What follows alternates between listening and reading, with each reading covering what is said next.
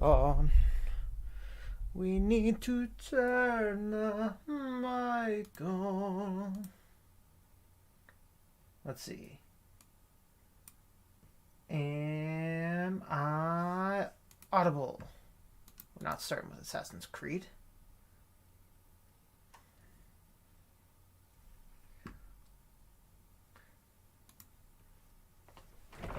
You know, I did specifically decide that sending it to you together was the best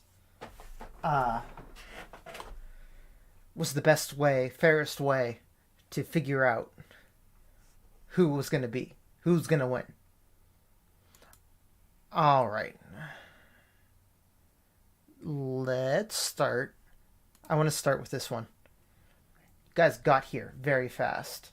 Also, Abby, I do see his high above your weekend. I win. So, I don't know. I think he might have won. Multiplayer. All right, let's check out options real quick.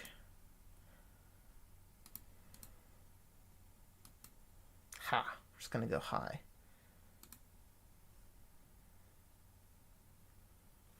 Okay. This game is supposed to be funky.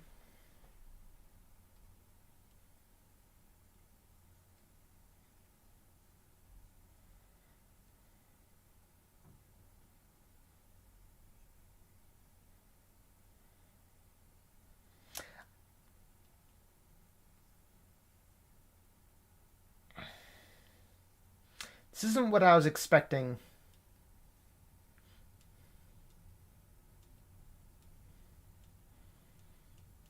Yeah, that's the real problem, Abby.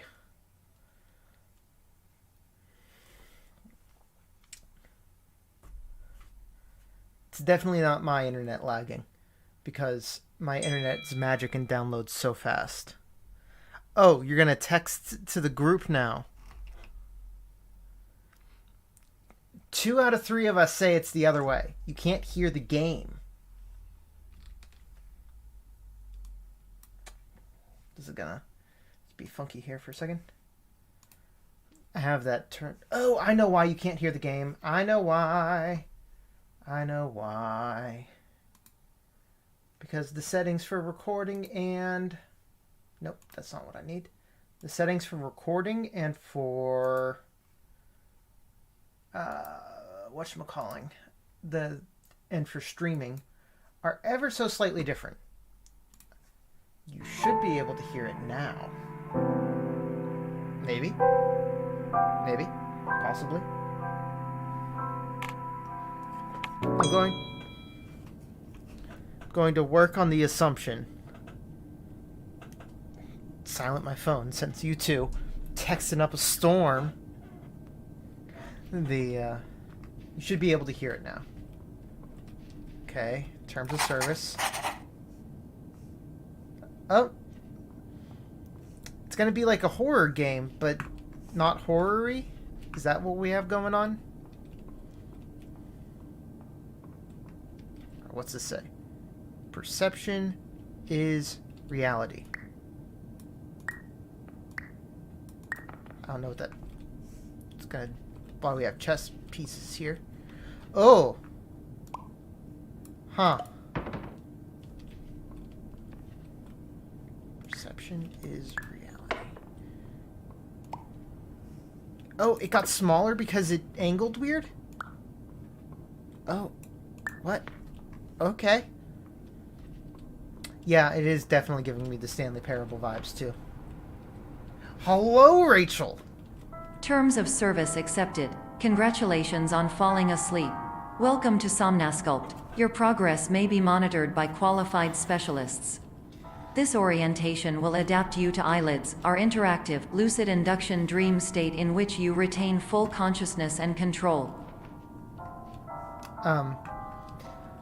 Welcome to this dream. Oh, that was... Oh, no, that's weird, because I expect it to fall, but it doesn't, because it just fits the size. Wait, Is it? No, okay.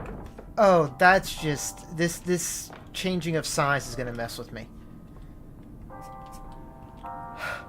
Don't worry. After this, I was fully planning, Rachel, to do Horatio Love Thyself.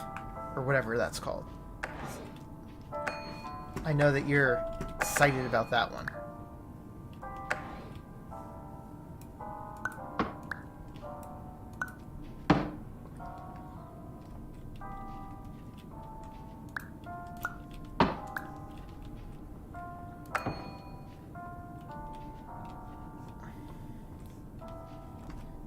You know,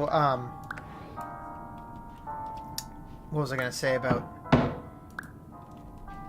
you know, you two, agree about holding pigeons, which is probably the most concerning thing. Confirmed. Whoa. You can move freely, interact with surrounding objects, and listen to messages from your patient care team. Ew, why? Please note that I am the man. standard orientation protocol and that my voice has been explicitly chosen to remind you that I am not a part of your patient care team. I do not care. This game is messing with my brain.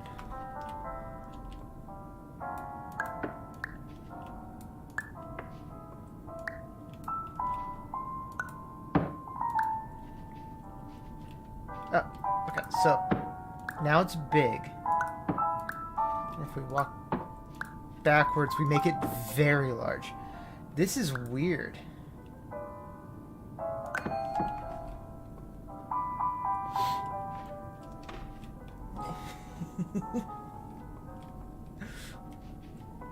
Double fist that self-love.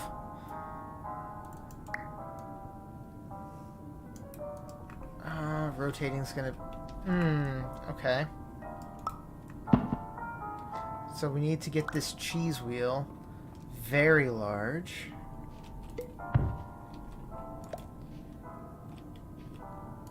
If only it was that easy.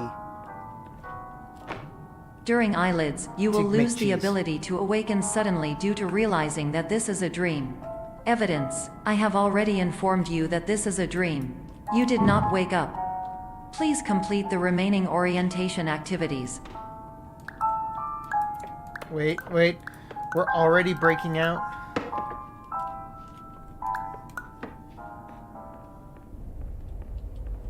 Dream soda. Warning: you have deviated from the orientation pathway. At the Pierce Institute, patient safety is a keynote in our corporate priority tetrahedron. A variable degree of force can and will be authorized to ensure patient safety. Please return to the orientation pathway. Okay, but I'm bringing my giant can of soda with me. This is weird, Joe. This is very weird. Are you gonna let me through now? No? What do I gotta do to get through? Oh. I gotta put a can of soda in there. Be a smaller can of soda. There we go.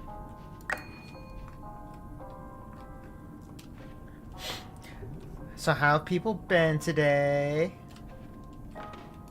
Okay, we got a box over there. Managed to get that out. I did basically nothing today. Because I had a weird night's sleep, and then... Oh, wow, we made it tiny that time. I had a weird night's sleep, and then that made me sleep in, and so then All I was like, I'm not doing environments anything perceived today. during eyelids should reflect a typical mental state. If you believe your mental state was compromised by Somnasculpt, please provide a comprehensive, rational explanation in your post-procedural survey. Completed surveys may be eligible for a gift card. Aha.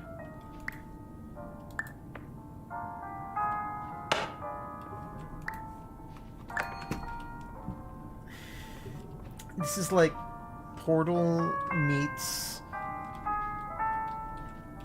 Yeah, it is soggy. This is like Portal meets Stanley Parable meets something at. Ah, we're doing this kind of bullshit now?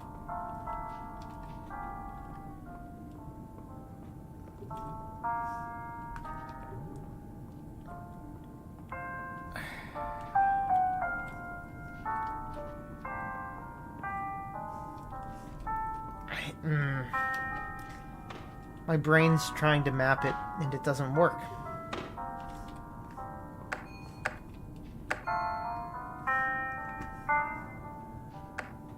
Wait, that opens it in the mirror world. Okay, what do we have to work with here?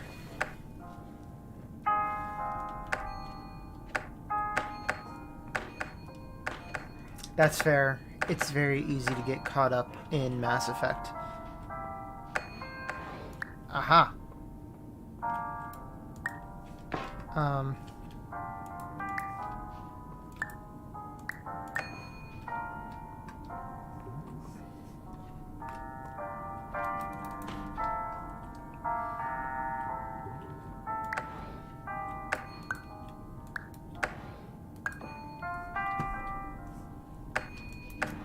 Can I make this huge?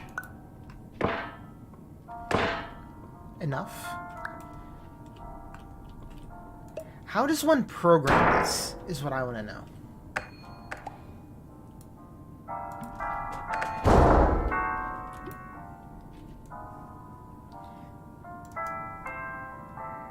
This seems like the weirdest thing that anyone could ever ask another person to program.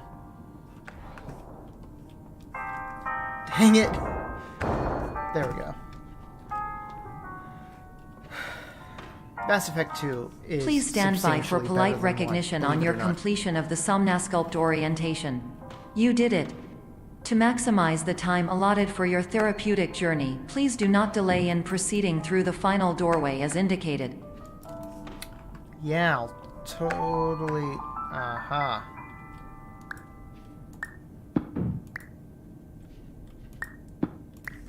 Sure, I'll take some cheese.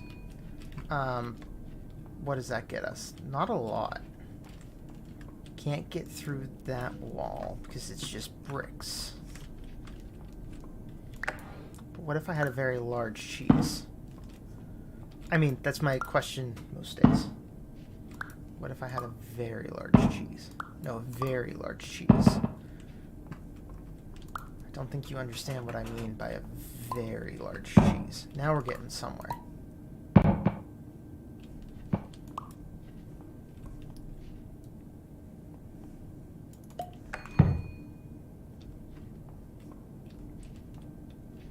Okay, I don't know why that's agreeing to be on.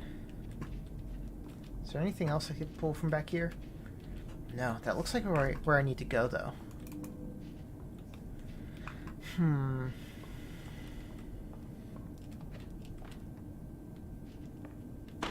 No, absolutely finish the quests, because that actually affects... a lot of that stuff will affect your playthrough all the way through 3. Ah, there we go. We got the biggest cheese and we knocked it all over. That makes sense. Yeah, now we're back to those Stanley Parable vibes. Did not take long.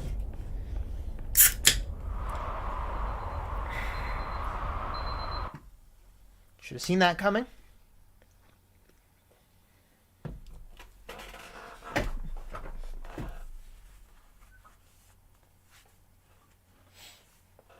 There's a lot of games where the entire purpose seems to be the biggest cheese possible.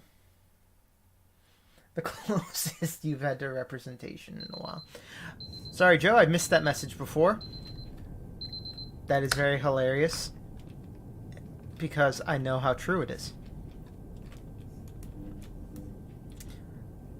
I did send you a YouTube short just before starting this of, I think...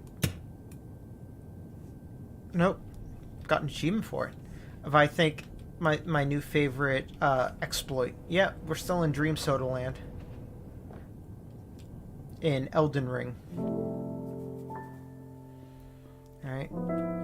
What dream logic BS are we going to deal with now? Okay, that's not what I was expecting to happen with the door. I'm going to be perfectly honest with you.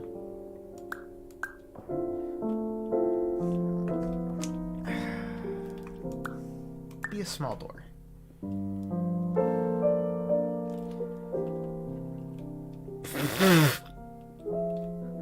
The heck? I enjoyed that more than I should have.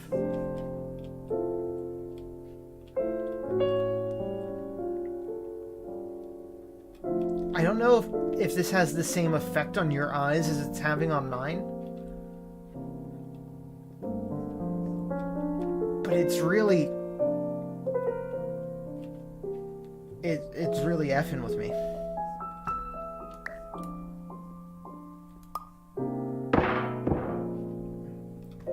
I'm just building a way over. Okay, cool. I can't accidentally crush myself to death.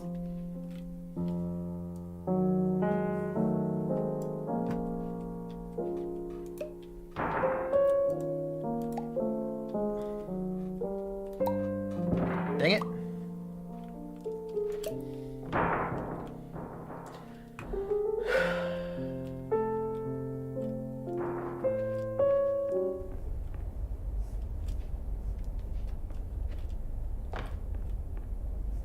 StairCon? We don't need stair conventions. Thank you very much. Hello, my name is Dr. Glenn Pierce, and I'd like to talk to you about being special. So special, in fact, that we have no idea where you are. But not to worry, we're working on it. Oh, I bet if I can line that up. Yep, there we go. So special, we have no idea where you are. Joe, why do I feel like this is what would happen if someone tried to hypnotize me?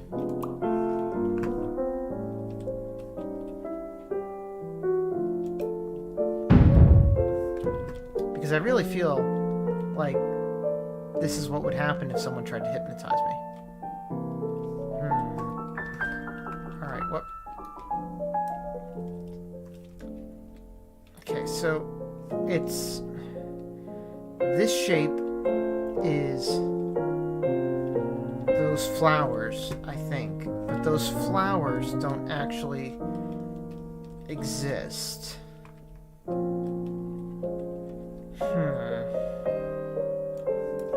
Nope, can't interact with any of them. Oh, we can make these flowers exist. There we go. And then we come over here. And we make that exist.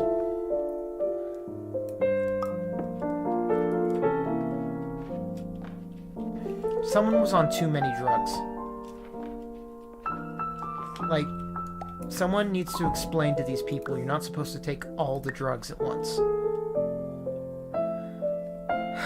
Alright, what absolute tomfoolery do we have going on this time? Okay, I guess we have to get up there, is where it would seem.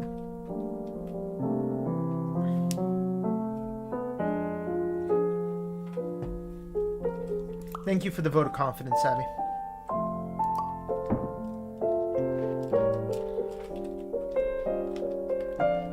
There. Yeah? This? Yes? What? What?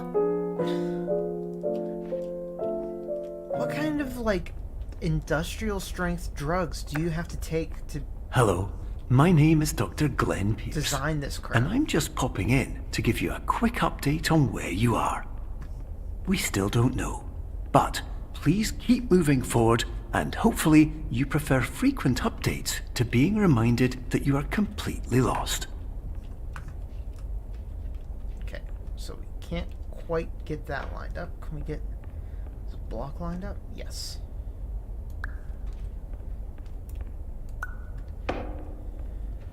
That's a good point, actually. Doesn't have to be on drugs. There just has to be a change in a person's amount of drug status. What?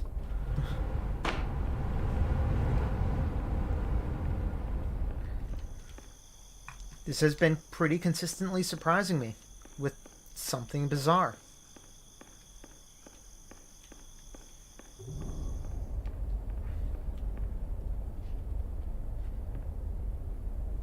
Because this is what Hello, the world's like. my name is in her Dr. head. Glenn Pierce, and That's we why. still can't find you. But you should now have access to a series of elevators that should trigger your subconscious to gradually wake you up. You should also find a variety of emergency exit signs that should lead you to them. Will all of this work? Absolutely.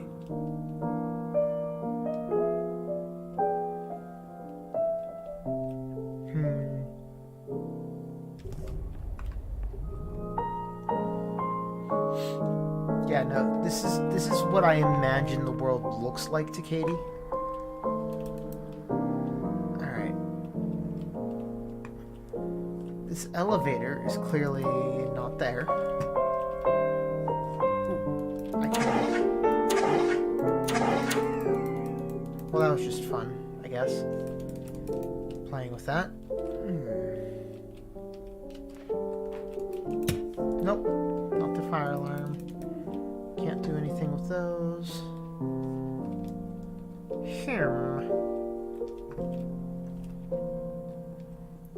Let's take it back a step. Oh hey, we're above the time we used an exit sign as a ramp. Somehow. Because there was this other door over here. That one.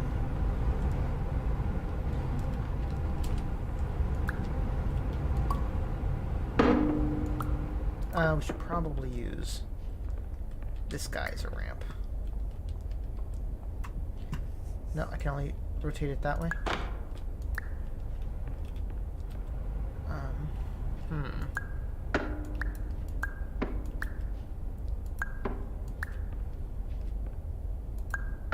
I just want you to fall over, stupid thing.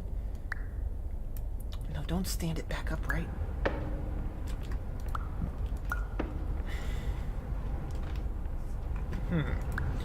What if I climb from here? Not quite.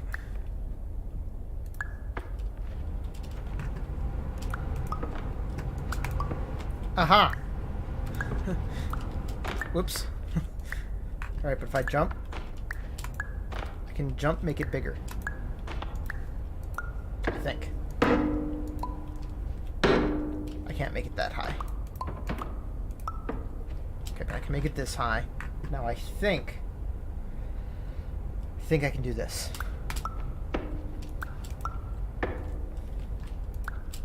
No, I can't do it because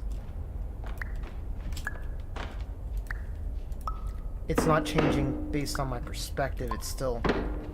Wait. Maybe? I don't know anymore. Alright, what about this? What about we make that real big? We make that fairly small. We hop from there to there. Okay, that will work. It just needs to be a little bigger. The heck, right?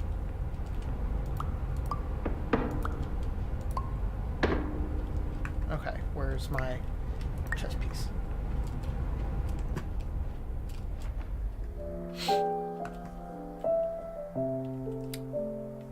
Okay, so we really weren't supposed to come this way. Well, I got an achievement out of it, so it wasn't totally a waste of time.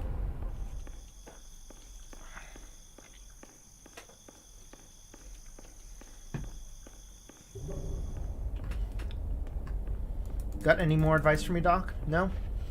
Just that there's an elevator over here somewhere? Or stairs, or something?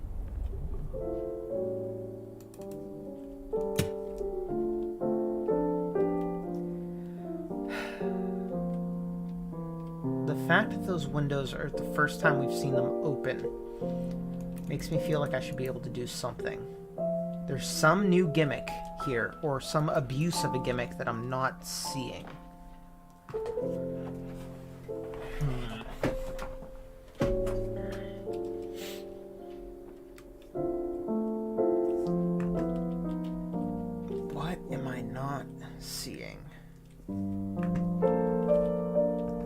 one, I'm not seeing any exit signs.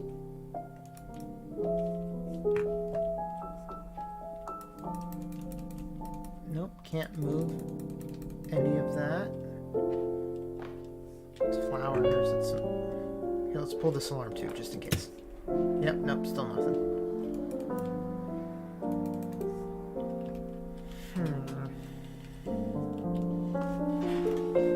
Let's think for a second. What else is going on here?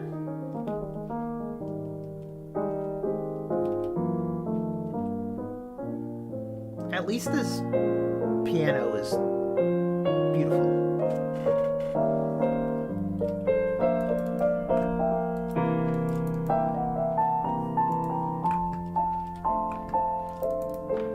No, that's not.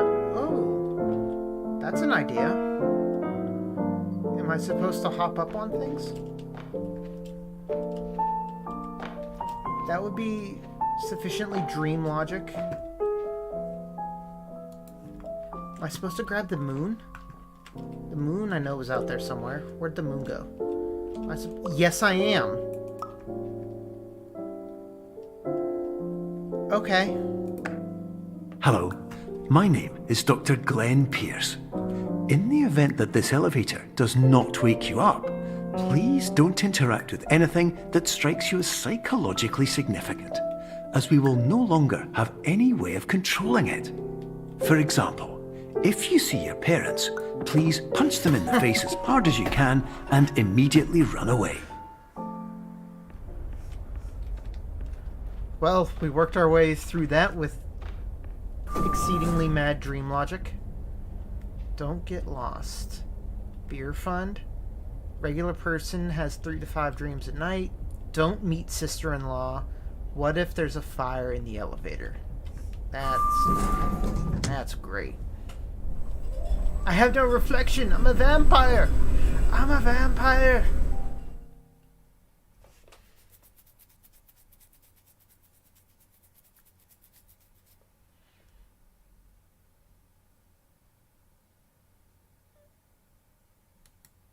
Loading. All right. We're at 4 a.m.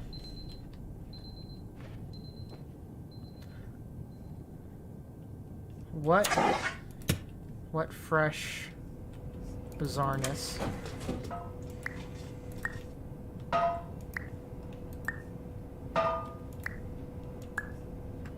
See, this is the kind of soda can that I want.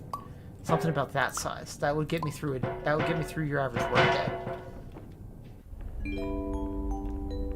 This is an automated message for all patients who attempted to use an alternate pathway to access the next phase of Somnasculpt therapy but who have become trapped in a dream state paradox instead. Your decisions imply a failure of orientation, which reflects negatively on the standard orientation protocol. You will rectify this failure immediately. Am I supposed to get up here? Because that was really easy. Alright, let's see what was over here first. Nothing. Oh, no, there's a dice.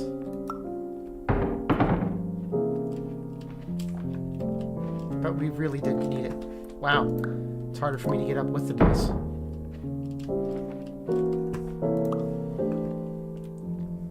Yeah, we'll probably need it up here. Yeah, like for that. Maybe not that large.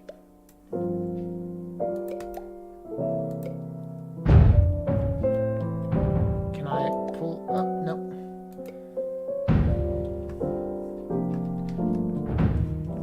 Oh no, there's a second dice. Okay. Or second die. Is everything so slightly sepia? No, not on my end. I mean, it's very beige.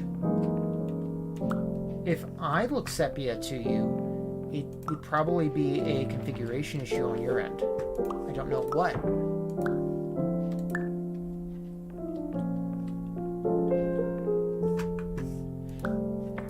Heifer into house. Whoa, what happened to this die? Why did it get half? How did I accidentally do that?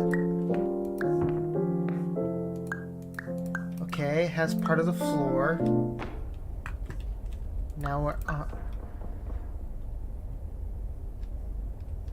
And the soda can sound is... Professional tip: the average very adult satisfying. can only withstand 3 to 5 dreams per night. Withstand. Once this threshold is eclipsed by entering more dreams, your mind will suffer an explosive mental overload, reorienting you for the emergency exit protocol. Please subject yourself to explosive mental overload.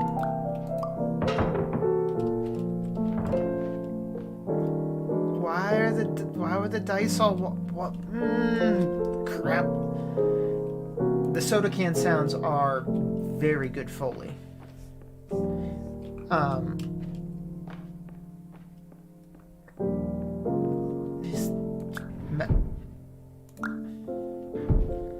It's messing with my brain. What mad dream logic is this? Please note that a reluctance to volunteer for the risks associated with explosive mental overload implies a misunderstanding of all other solutions, all of which are far more traumatic and likelier to result in catastrophe. I am not capable of suboptimal suggestions. Please exit this dream as soon as possible.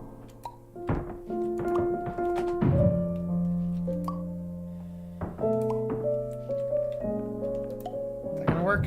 There we go. Yeah, you and Rachel being the... every time I think I know what to expect, I'm wrong. You and Rachel being like the same chat color, definitely messing with me.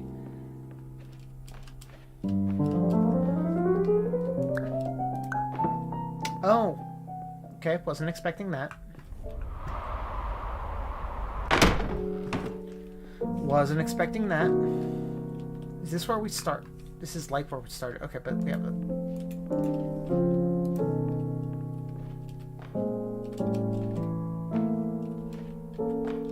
Is this how I'm supposed to do this? Because it worked last time.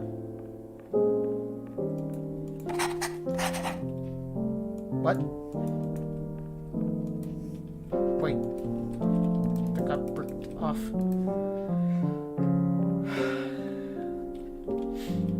Can't have anything nice. Alright, what happens if I go this way? To the elevator. Is this what I need to do now? Apparently. Testers, dream layers of the mind. My mind is thoroughly boggled.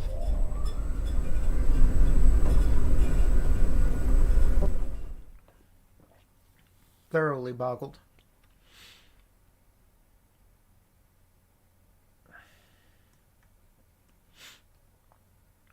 I do appreciate the random punctuation for the loading. That's a nice touch. It's a very nice touch.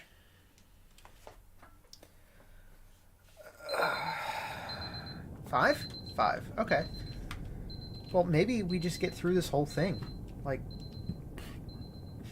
in like an hour or something. Do you know where I am yet? Hello, my name is Dr. Glenn Pierce, and despite touring the Waterfall Serenity Zone in the previous section you've just completed, you may still be experiencing feelings of worthlessness and self-doubt. Why do I feel like everything is going wrong, even when the sun is shining? It's because of things like that, Dr. Glenn Pierce. Alright. How are they gonna F with me this time with this door? It's not a real door. Oh no, it's just going to go away like it's some kind of horror game.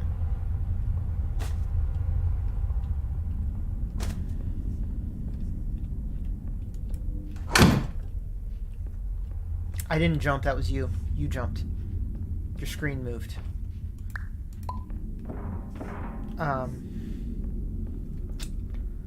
Yeah. It's very creepy. Okay, Monday murder, Tuesday murder, Wednesday murder, Thursday murder, Friday murder, Saturday, murder. Sunday, beans. Oh, and now that's the exit door, I see. Okay. Nope, not the exit door. Just the...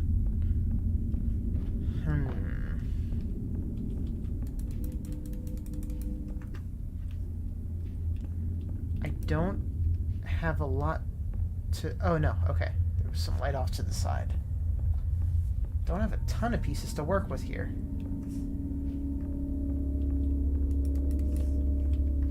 If like a monster from Amnesia or something pops out from the side, I'm going to crap my pants.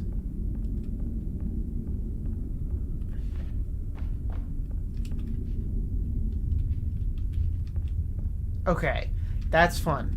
Diet soda. That's a nice touch. Alright. Red paint on the ground. Sure. Alright. Wasn't expecting the pit. That's a... You got me the... Haha. See, you can't... It turned. You guys thought you were gonna...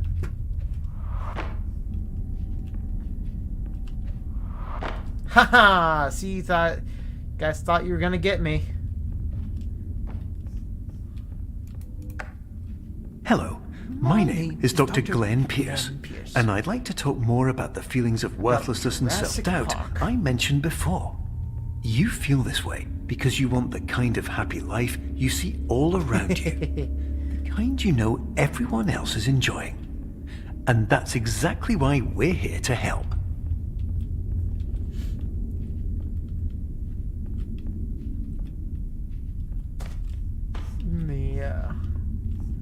Yeah, let's hope that we're dreaming on a Sunday.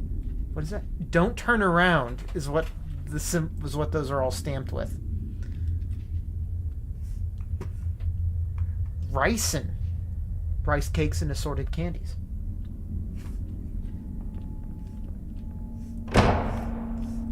Yeah, Abby, you'll be fine with Alan Wake 2. And let's hope it is Sunday. So we have to use, alright, the light from behind us to see. Interesting. It's very dark.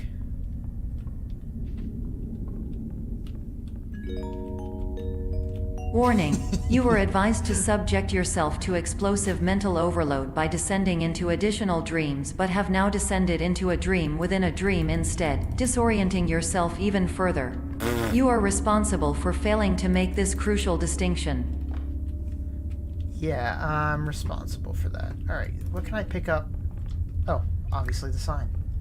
Can I just put it over there? And that be our way out? No?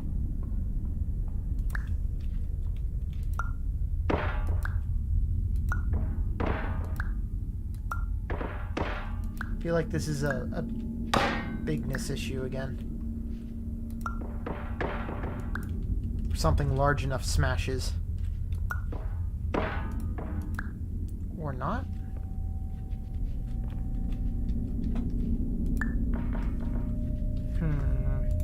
Alright, so something we can do back this way with this sign. Other than light it in a creepy color. Oh! We can light our way through a box maze. These people had ideas.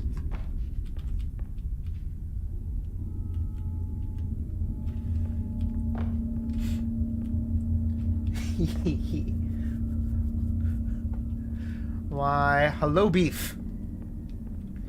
This is superliminal, and it's fucking with my brain.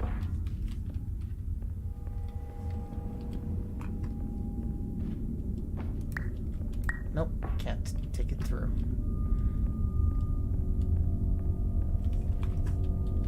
But I needed to see... Whoa, that door definitely changed since I looked at it last.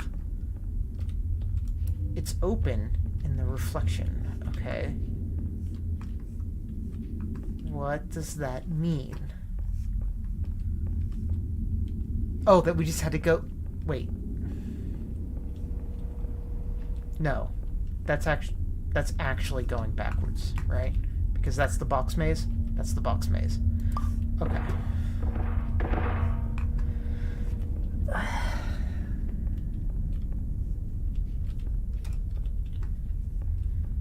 What's Johnny language? What did I...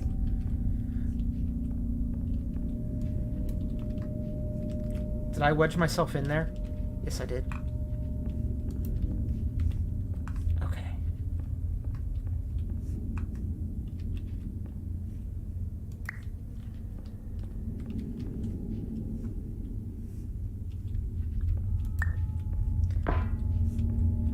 The fact that this is spooky is making this more stressful. No. Okay. What am I missing? It's not the moon this time. It's not that, hey, look, you can fly on the moon. Is it jumping on these things? Oops.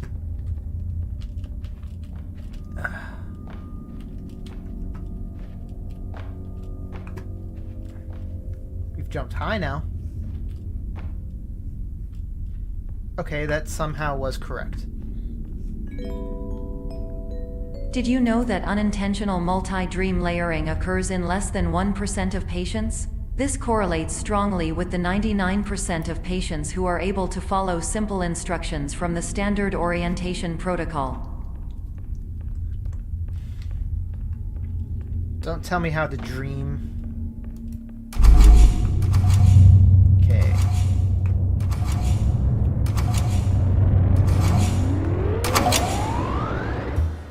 Is this the elevator? Yes. Wait, no. Maybe? I have no idea what's going on with that.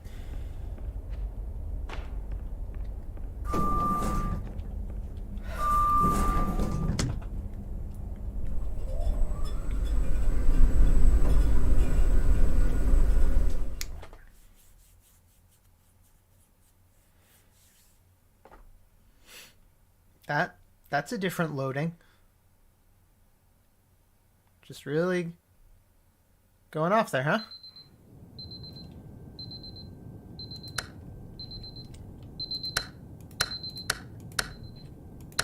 See, I hit snooze on all of them. I should get an award for that. Okay.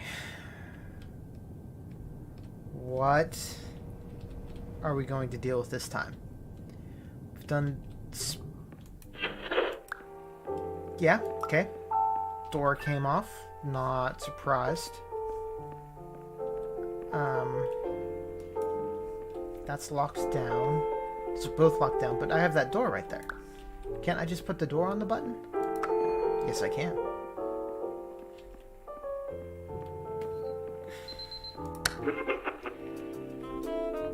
Okay. Wasn't expecting that. Not going to complain. We will...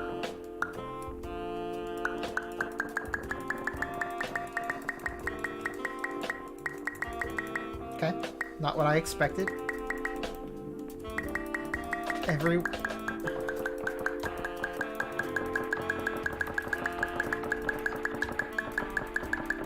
I don't know if there's a point to that. Wait, they're both doing it? Ah, I get it, I get it, I get it.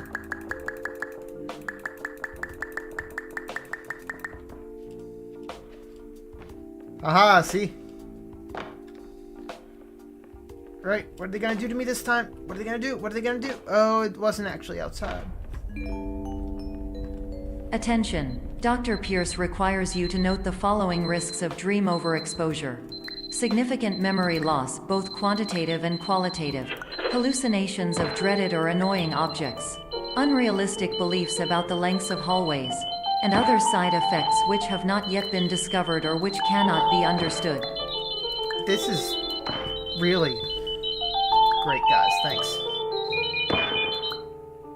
Okay. Thankfully they stopped.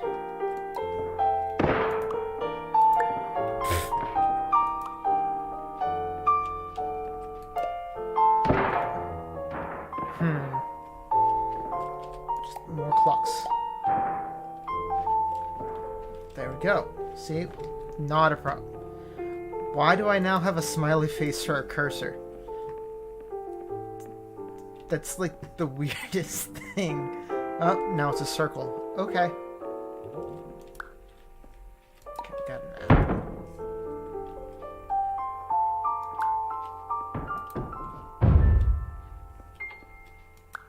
But we can't... Oh, I see. So that's if I look at the original. Okay, so... There we go.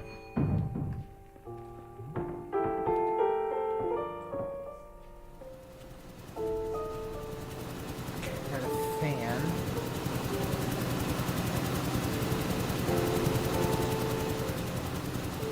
What's the big challenge this time? We need to get an apple over there.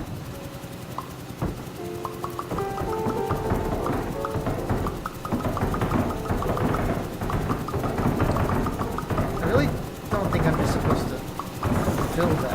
Okay, no, they're going over there to get it or something.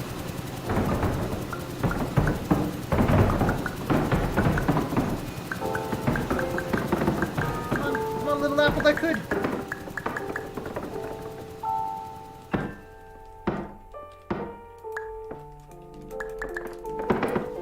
This way.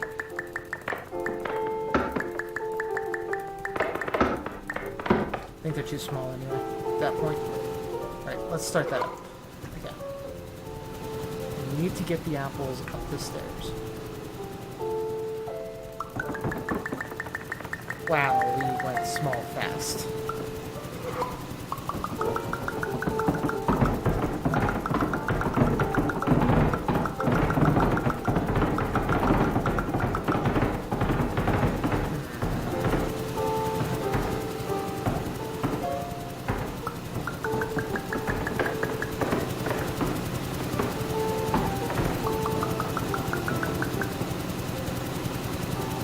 This is something.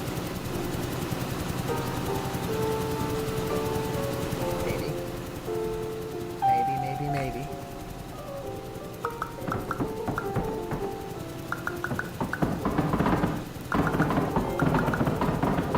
Well, it was so close to being something.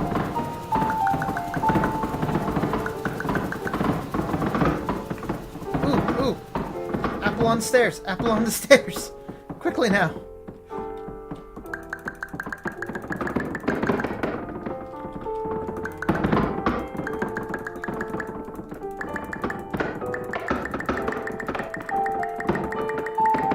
I cannot click and hold on these.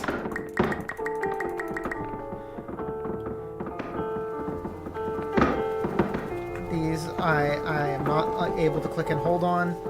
It is entirely a matter of I click and it just drops. Whereas the previous ones I was able to click and hold on.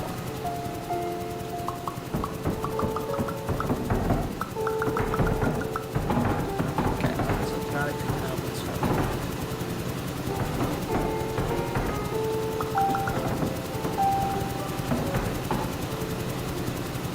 Keep these as big as I can for as long as I can.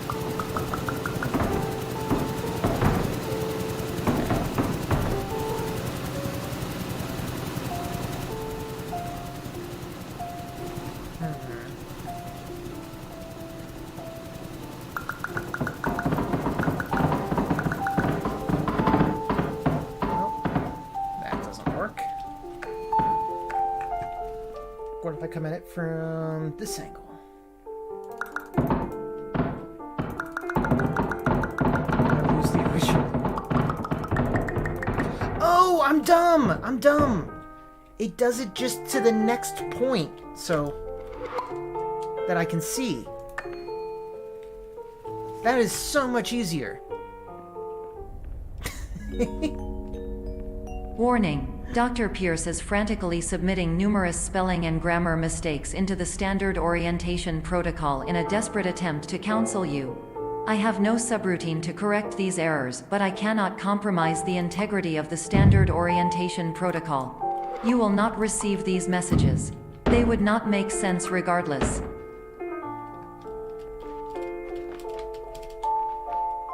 Sleep clinic. No, it's a gallery. Okay. This is so weird. Alright. Okay. Attention, Projection and Dr. stuff again. Pierce continues to input significant errors. I will interpret his basic ideas. Hello, my introductions are redundant. I am a real doctor who went to doctor school. VR has never been a mistake. I can help you, but I also do not know how. Transmission ends. Hello, name is my Pierce Dr. Glenn. To the Somnosculpt Welcome Experience, team of your care leader patient years 10 development. Conditions struggle you whatever with? Professional invention.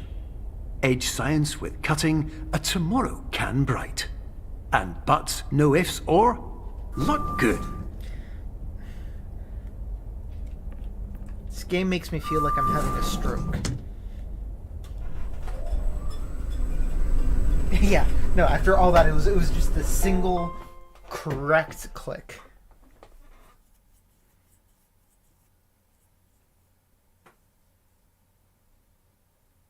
Every loading screen has been so different.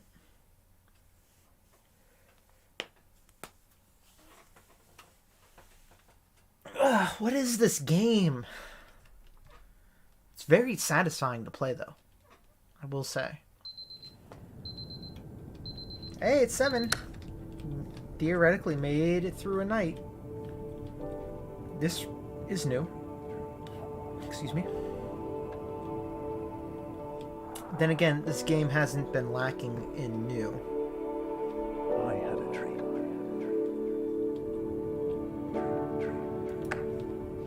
Hello, my name is Dr. Glenn Pierce.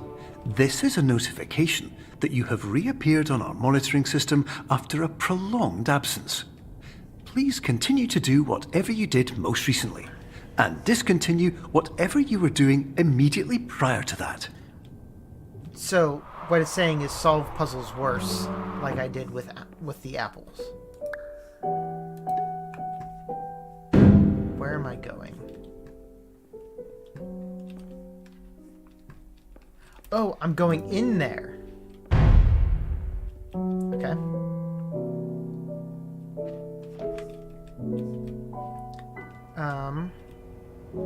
I wonder if this is also big because I made the house a little too big.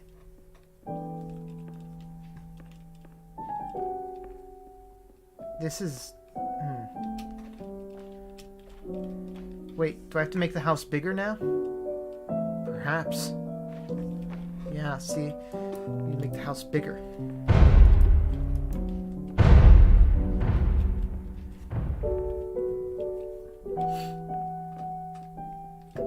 And butts no if or. It's just meant to drive me mad.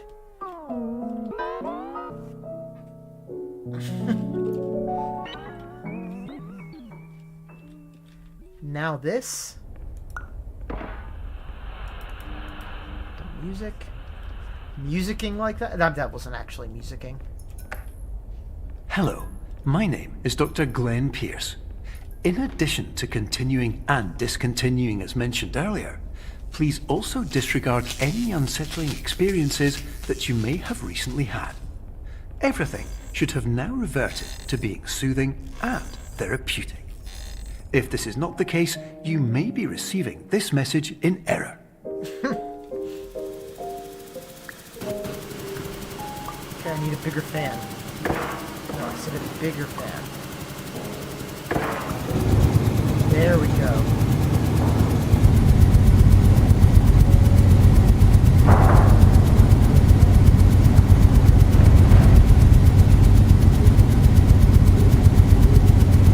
Wait, it did change from Dream Soda to Dream Pop? That's wild.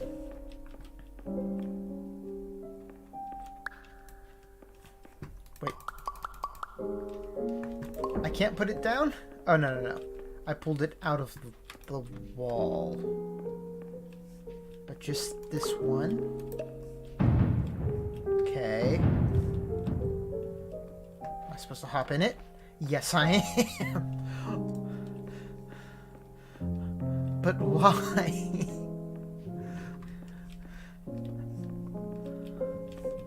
gonna stay in here for a bit. Cry in the shower. My brain. Hello, my name is Dr. Glenn Pierce, Dr. Glenn and I'd like to Pierce. read you my favourite inspirational quote by me. The worst thing you can do is focus on negativity. It won't spare you from the cage of death, the pain of disease, the cruelty of time, the cold shell of human nature, or the eventual loss of everything you've ever held dear. Whatever you do, don't focus on that. Dr. Glenn Pierce is a very helpful man. Whatever you do, just don't focus on that. How do I get up in... Okay, wait. So first we need to have it smaller to get up here. And then... I need to not do that. I need it... No, bigger. No, bigger. That was the right idea. I think that's big enough. Now I'm tiny. Okay. That's what we're doing now. Oh, now I'm in this vent. I need to get over...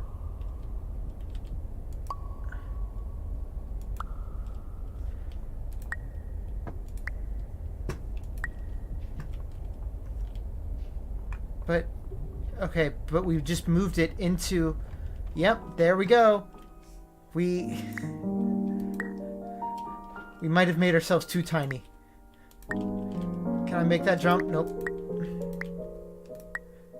Now we are incredibly tiny.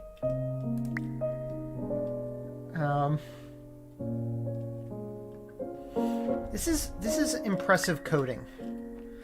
I don't really understand how one would make this game.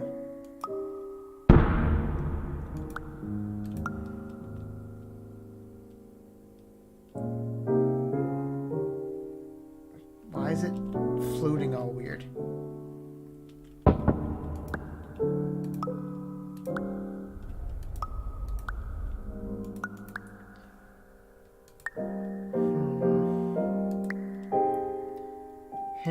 How do I get from here to there? I hope it isn't by exploiting the floatiness.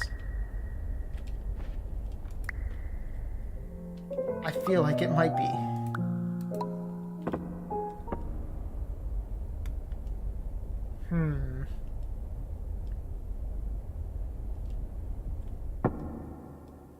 Okay, at least it's big that time.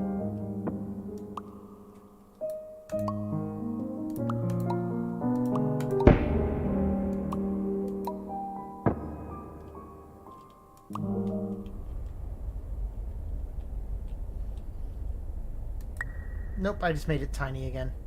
Dang it. There we go, now it should be huge.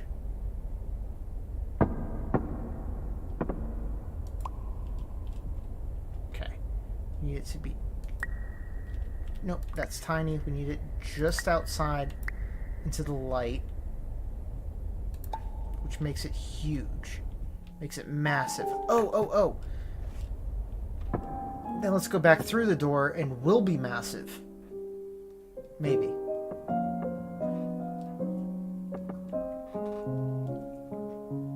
That's a great next idea, Abby. But since we're so tiny and halfway back anyway, I want to see what it'll be like. Wow, being this tiny sucks. Shouldn't have made myself this tiny.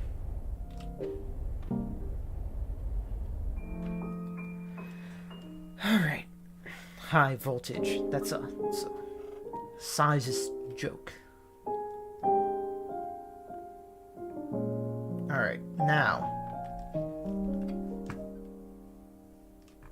No, that did not make us bigger. It did not make us bigger at all. What about coming back through? Will we be larger now? No? Am I permanently stuck this size? Wait. What if I make this tinier?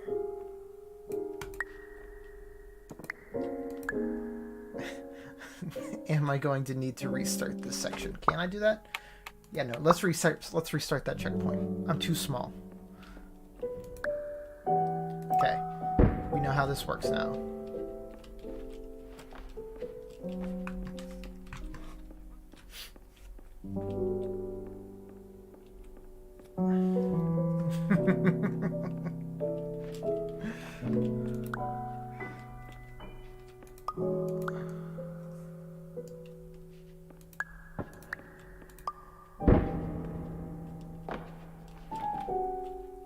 Dang it. Okay, that was almost large enough.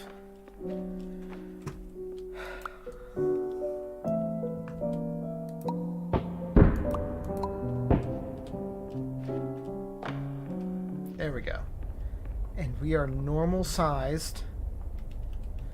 Now you're saying, what if we try it such that there is no gap? Like that? No, see, it's already on the inside. What if we put it up there? There is no gap. Nope. Pops it on the inside.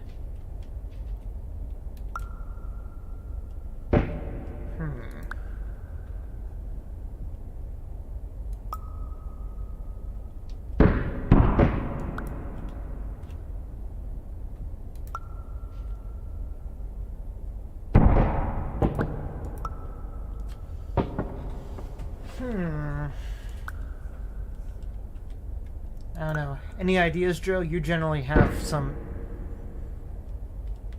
ideas. Let's get that back right side up and reasonably large.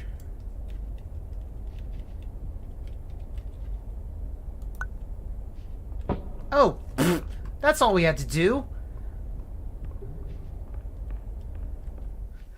We can move the freaking doorway.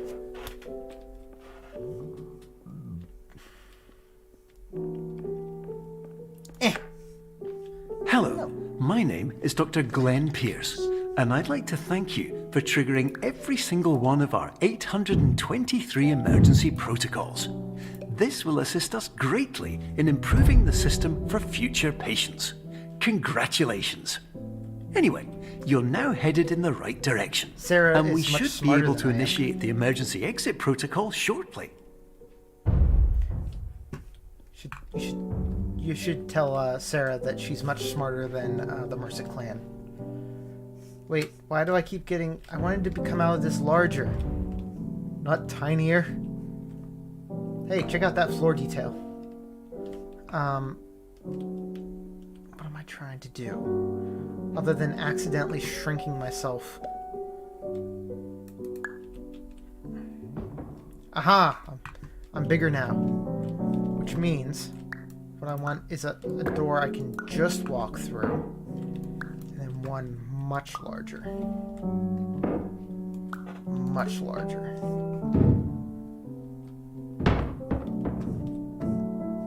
What? Okay, there we go.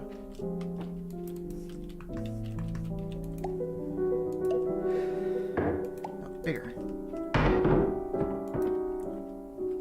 Bigger. Like that.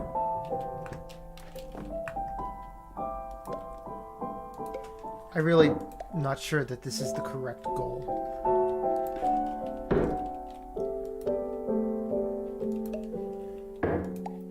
But in the absence of other information... Alright, let's come real close. There we go. That's bigger, yeah. It's pretty big. Nope, accidentally made it smaller. Real close. Oh, where'd the... Oh no, there it is.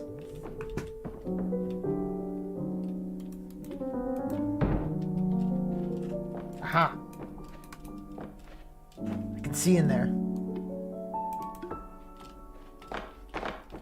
Okay. What if I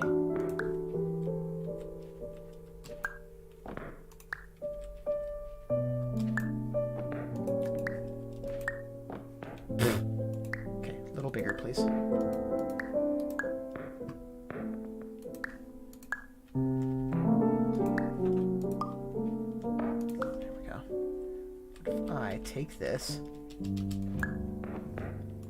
I'm gonna get it in there. There we go. All right.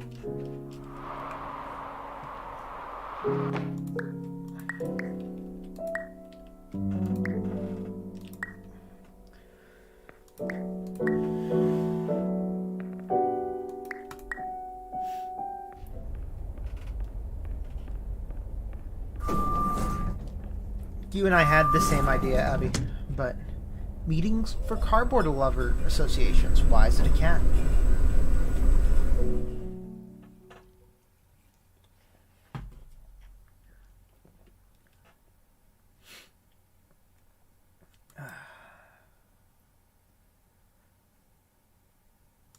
We done?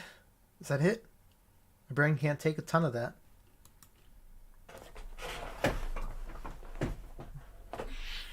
We've really loaded right off the screen. Nope, it's 3 a.m. again. Dang it! Thought we were free. Emergency exit protocol initiated. Please prepare to conclude your Somnasculpt experience in 10, 9, 8. Error. Error logged by. Orientation protocol. Stand by for analysis. Error analysis complete. You are exhibiting signs consistent with an increase in fear, hopelessness, and frustration. This is inconceivable, as Somnasculpt therapy is proven to correlate with a decrease in these emotions. That? Hypothesis. Patient was improperly oriented. Conclusion. Impossible. Reformulating. Improved hypothesis. Patient requires additional Somnasculpt therapy. Conclusion. Emergency exit protocol cannot proceed. Emergency exit Really protocol is, has been emergency destroyed. This really is Instruction. some, Continue with GLaDOS-ish. Somnasculpt therapy indefinitely on an independent basis, as all orientation resources have been exhausted. This concludes your standard orientation protocol. Goodbye. That it?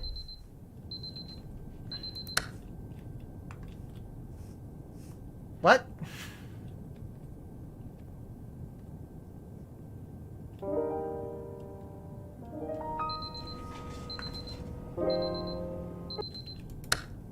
What?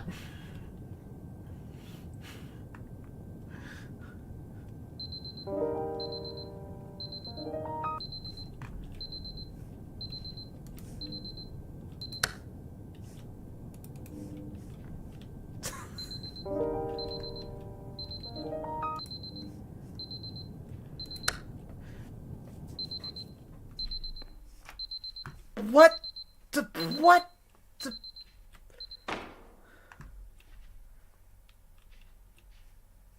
they turned grav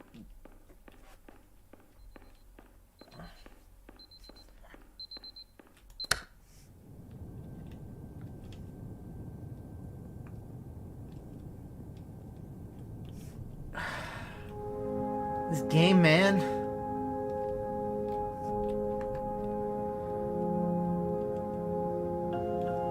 It is impressively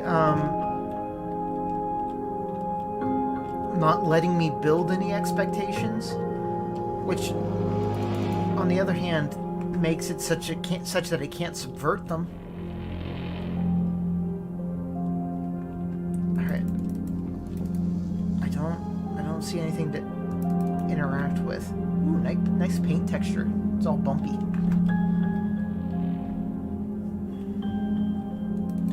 Things I've learned to appreciate now.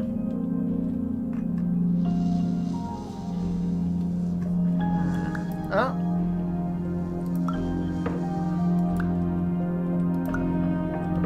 Okay. Painting's our way out of here. Okay.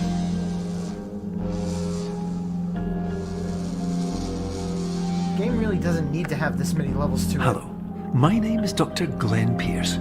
Thank you for completing the Somnasculpt Standard Orientation Protocol. Before you begin the first phase of therapy, I'd like to briefly describe the finite and fragile nature of the dream state. Okay. This has to be a conclusion. This has to be pushing towards a conclusion, right? Okay. Where? That's the...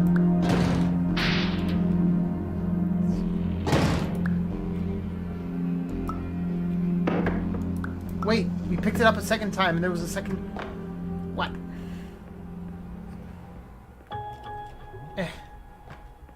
Okay.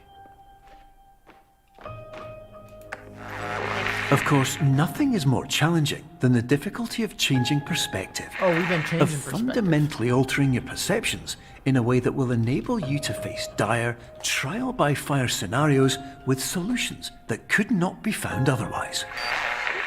No. Ah! They tricked me!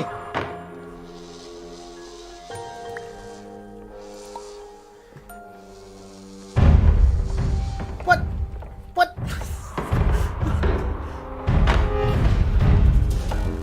All my expectations are being subverted! I thought I didn't have any! I was wrong!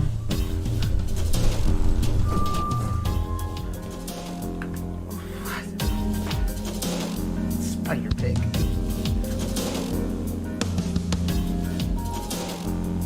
Perception is not reality. Stop that. Okay.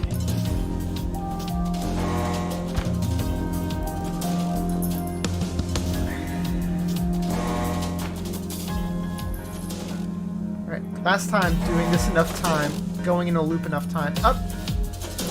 Yep, see? Just changes things. What?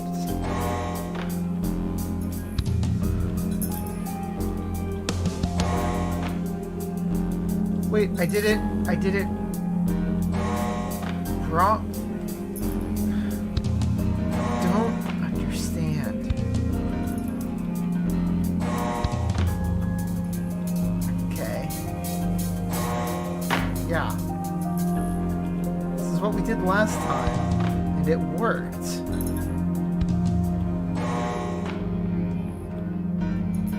Perception is not reality. Stop dead end. Make sure there's nothing I can interact with.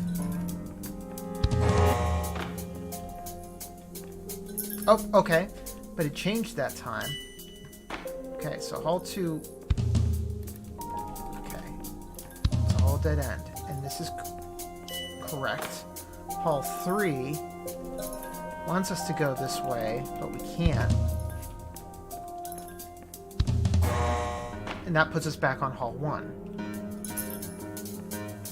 Okay, so we did this, and we came over here. But now it's over there. No, it's not.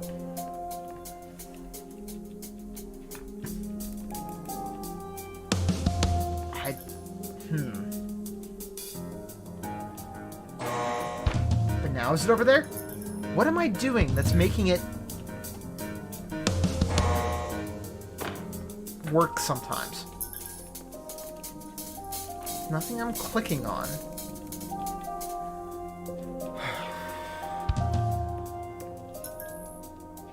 Okay.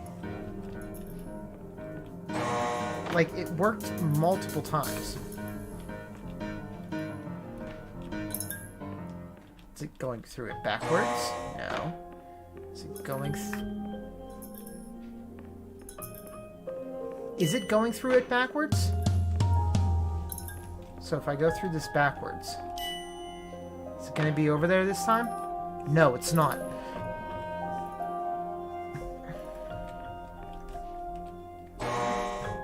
Is it over there this time? No. Okay. What if I'm going through it pressing this key? Does that make you go over there? No. If I don't... You've got it, but you're enjoying this. It's a matter of perspective. Perception is not reality. It's saying to go that way. I've tried it facing all the directions.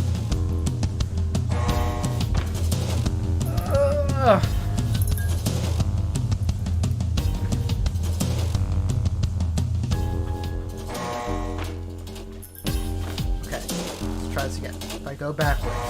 No. And still not there. If I go... I do like a relay race. Does that make it change? No. If I come here and then just back it all the way up. That's not it.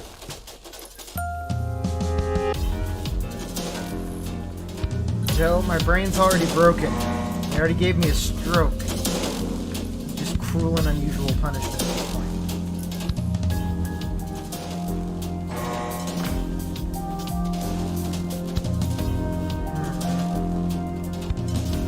Symbolic meaning in brainwaves. Oh, I do like that they really put the effort in on these. Hello, my name is Dr. Glenn Pierce. Welcome to SomnaSculpt. Welcome to Jurassic Park.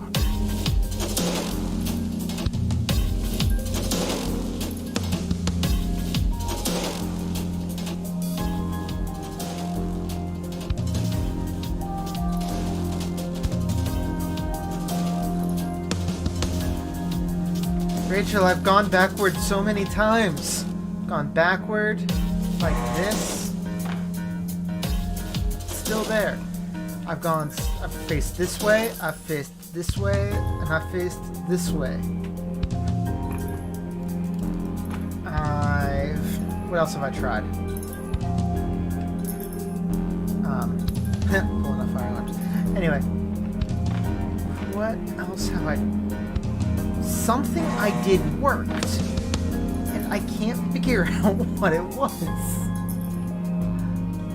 Go through one, sign off. No? Because it's not just a matter of being, it's not just a matter of thing. We actually got the door to come over here.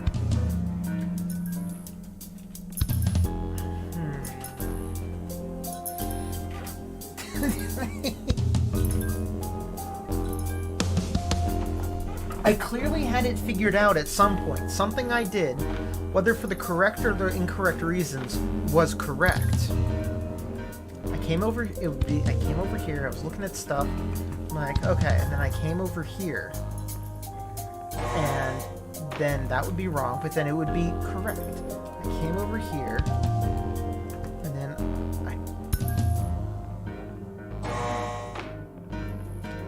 Gah!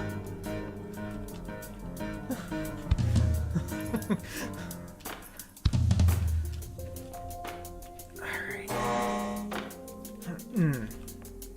Recycling cardboard only. That's plastic, that's not cardboard. Okay. Got these sheets. Reality is not perception.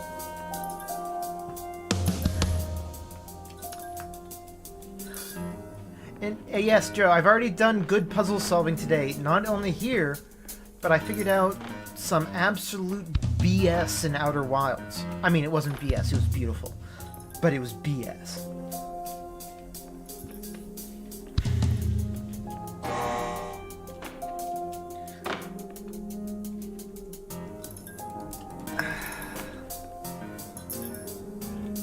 Yeah, it almost has to be something about that exit sign, but I can't place.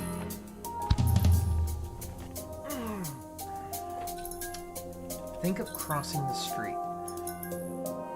I check both ways before I cross the street. I only walk whenever it says go.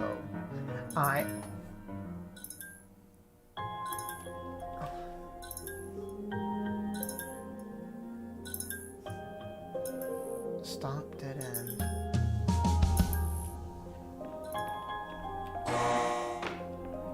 Be a chicken. I can't crouch, otherwise I would assume that I do the chicken wings when I crouch.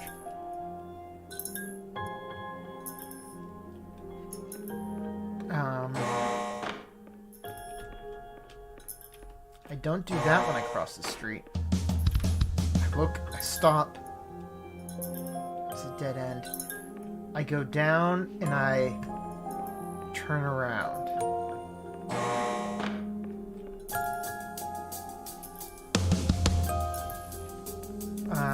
Okay, so I'm in the right direction.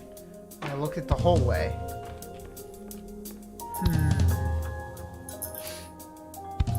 Yeah, that didn't do it.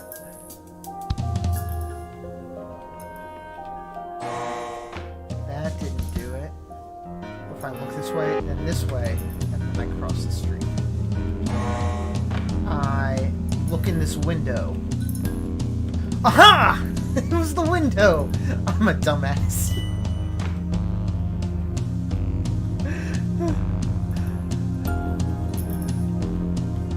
No, look in the window.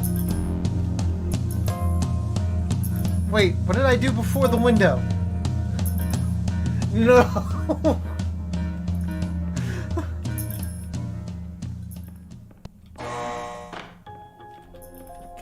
Try looking in the window. No, no. And I come over here. No.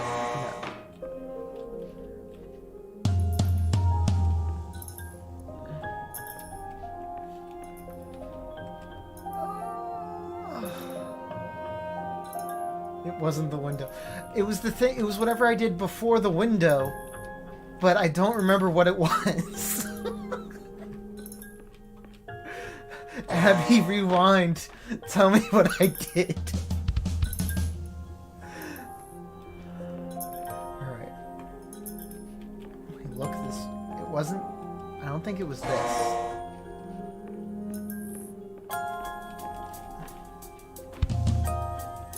No. The opposite direction of the sign.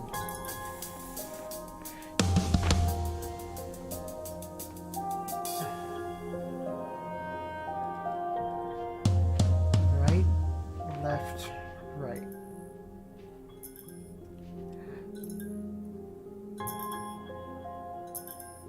Okay. Why did he only read your comment? Try one way, other way, one way. I think it's the opposite direction of the sign first.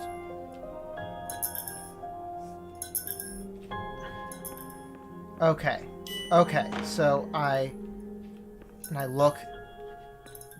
I think Beef's onto something. Beef figured it out. Beef is very smart.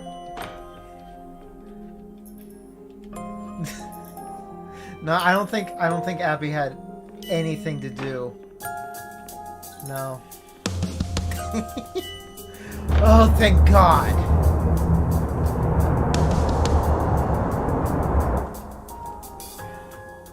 Okay. Too tall.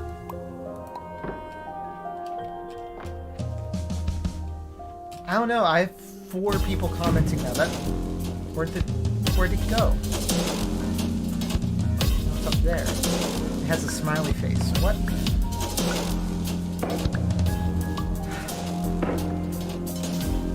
Read all your comments. Like anyone's ever read all their comments.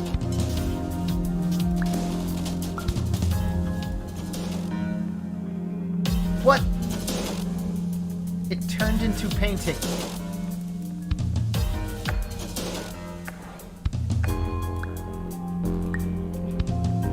Okay. Finally, while we respect the unique progress of every patient, you must understand that it is possible to completely exhaust your supply of dreams, thereby entering a state in which you will not be able to wake up, even with the help of triggering mechanisms.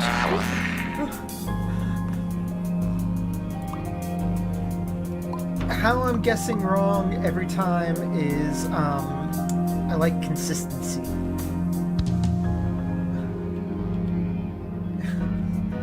Yeah, and yes, Beef equal Rachel boyfriend. Actually, Rachel fiance now.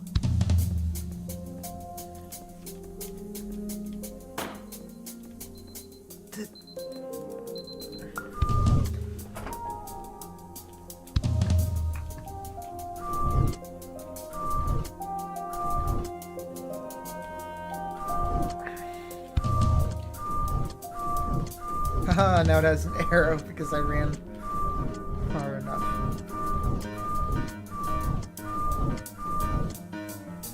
Just gonna keep running in a direction until I see another arrow. Okay, we ran this way. Let's run, I guess, this way.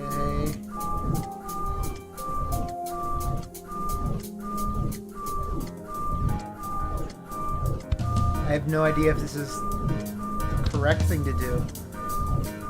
But thus far... Oh! It was the correct thing to do! Please listen carefully for the sound of an alarm clock, which will automatically play if you are approaching a destabilizing dream weight.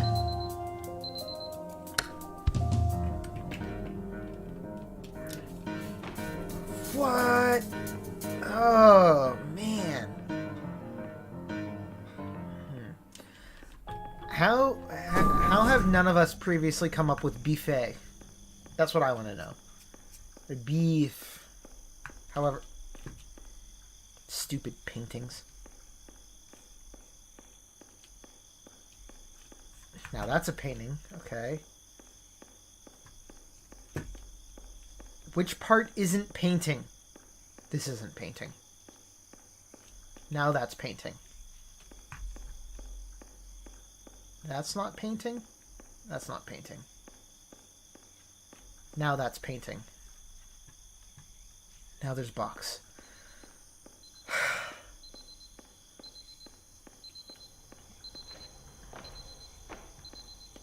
And we're back in the room. Loading a lot of percentage.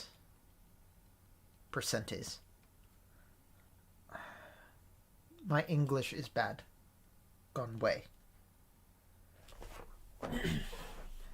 Yeah, no, this I don't understand either. I know it took a long time and was like, I think it started off as someone's like senior thesis or something. But yeah, no, black magic is highly correct. unusual. It appears you have entered the Somnasculpt diagnostic framework. Patients do not have access to this dream. Wait, did I just pick up the building we're in? I think I just picked up the building we're in.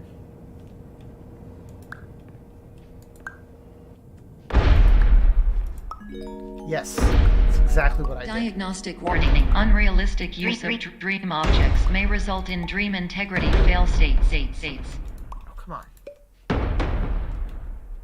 There we go. Get in there. Okay, I'm not sure what we're supposed to do with this. Because I don't know where we're going with anything.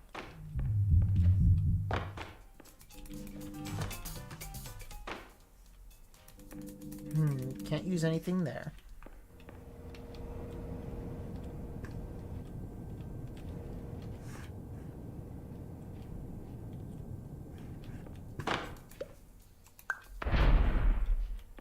Okay. Is there anything we'd want to be really tiny for?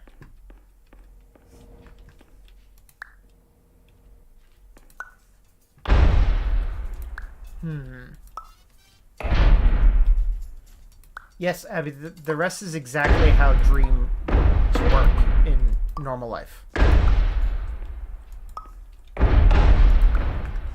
Ooh, is it the back door? Can we... push a button on that?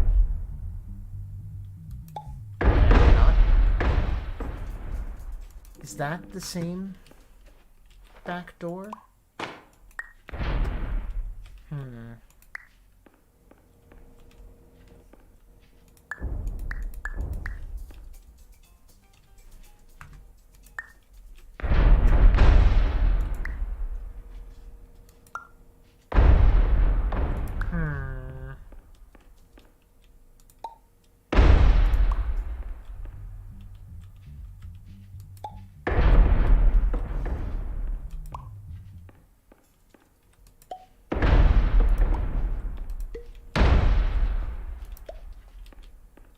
Nope, don't go smaller. Don't go smaller on me. Diagnostic warning. Paradox prevention protocols may not be fully implemented. Okay, I need to do a paradox. That's what I'm getting from this.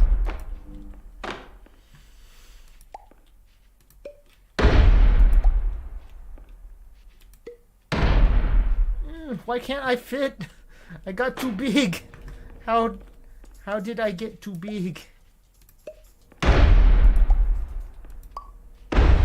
Dang it. Let's restart this checkpoint. This is highly unusual. It appears you have entered the Somnasculpt diagnostic framework. Patients do not have access to this dream. Okay, so we have to get through there once.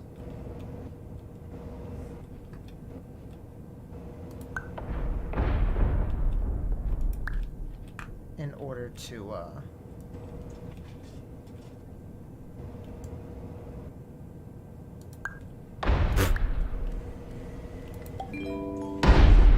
Diagnostic warning. Unrealistic use of dream objects may result in dream integrity fail states. There we go. Okay. So we've done that part. And this cycle is going to make us keep getting smaller, perhaps? Which means we should be able to go the other way and get bigger.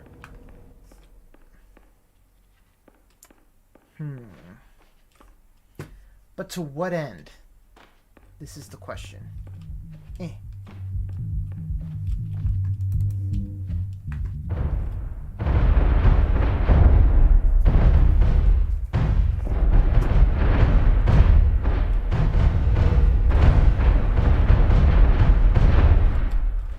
Don't know why that was happening. Alright, how do we break the dream?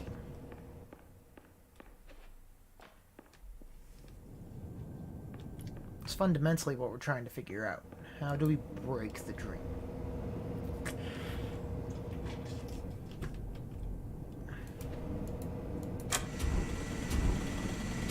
Is this how we break the dream? Wait. I needed a can of soda. I was gonna crush this.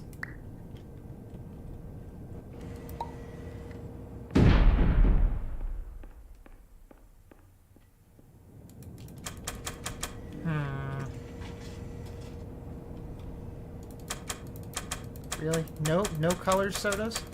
Baking soda, water soda.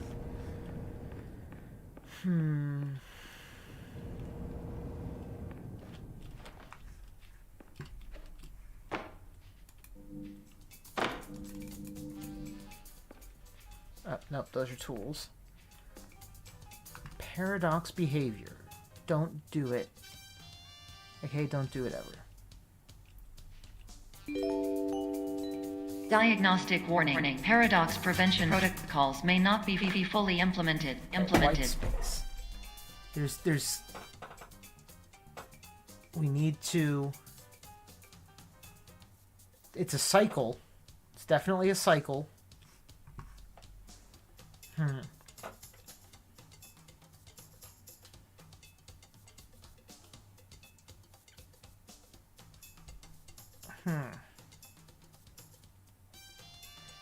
Okay. You want to go from smaller to bigger?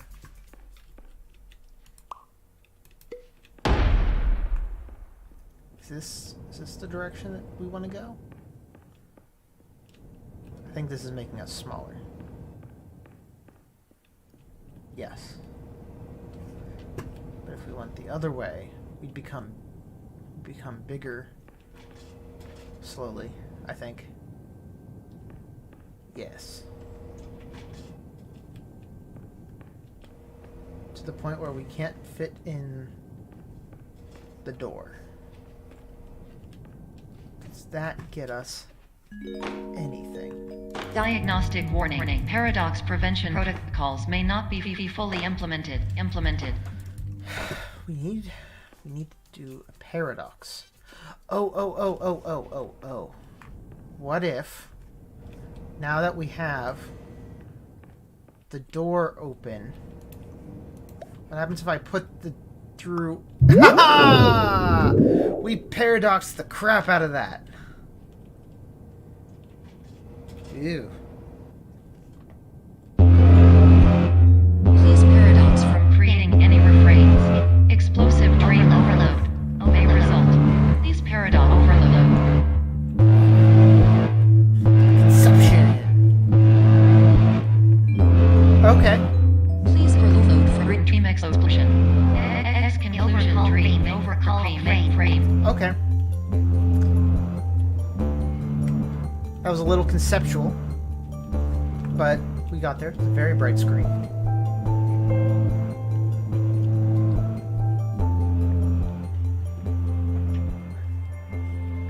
Wait, this is still somehow not the end? I thought we escaped. That even specifically says not an exit.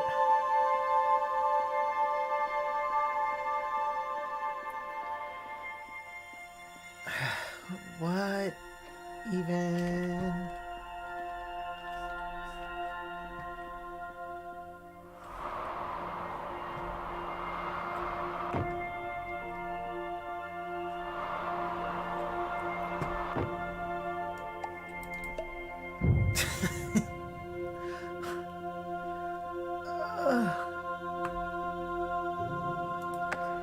Hello. My name is Dr. Glenn Pierce, and many years ago, I had a dream. I found myself in a place where I understood that each of us begins as nothing, where everything I perceived was shaped by seeing it exactly the way I wanted to. White space. It eventually spurts out. Is this the like transcendence we've been looking for the entire game?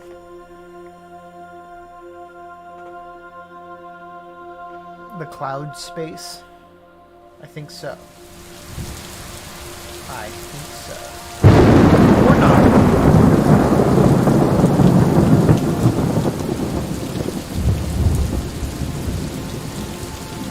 Alright.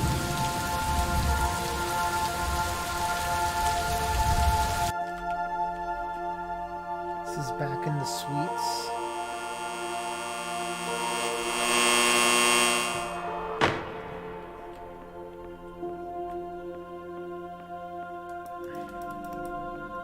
Not an exit.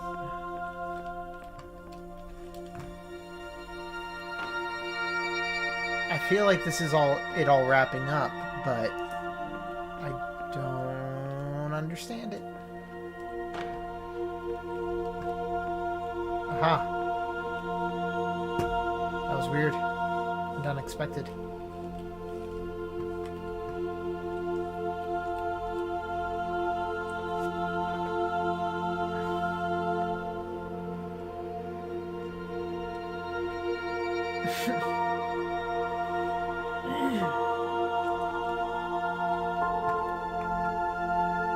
Well. Yeah, this was super weird. I'm just waiting for the next curtain yank, or rug pull, not curtain yank. It's totally the wrong thing.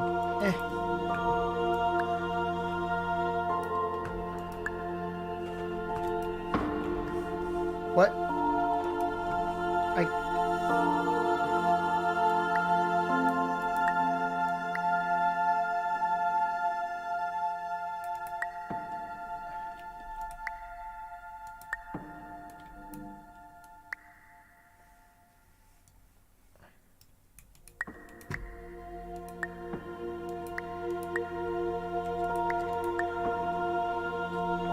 Okay. I'm not gonna question it. But in white space, I also faced the greatest challenge I could imagine.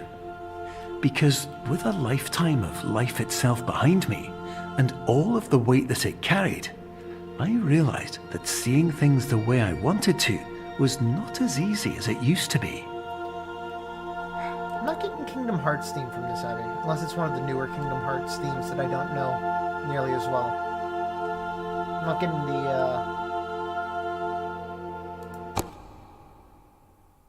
Is that it? It's never it. What they should call this game is There isn't actually an ending. Okay, I'm trapped inside this. Okay.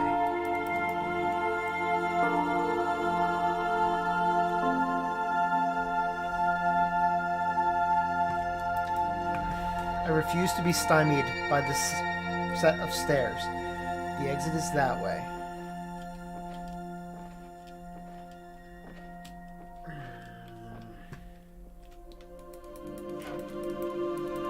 Can't grab any signs. I'm bounded in on this side.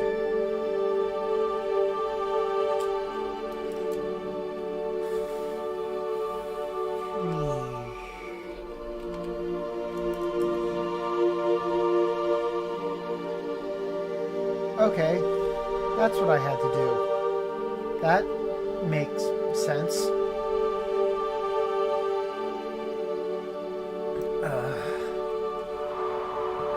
I just keep falling.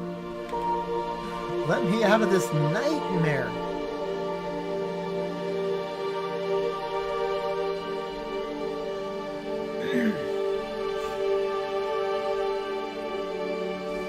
I was having enough issue earlier today trying to figure out the quantum puzzles in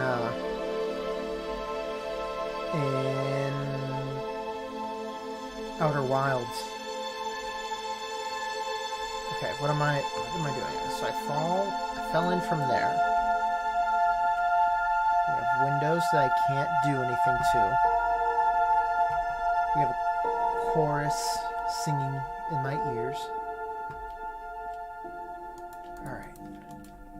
Got red, blue, and red, yellow. White square and a black square. 2 halls.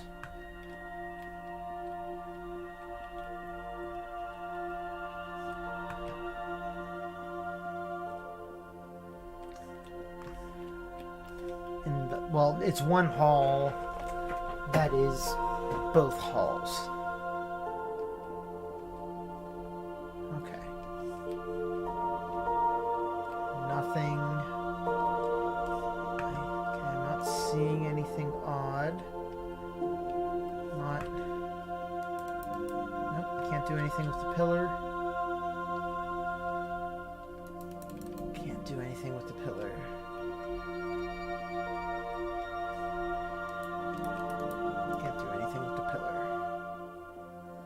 So confused.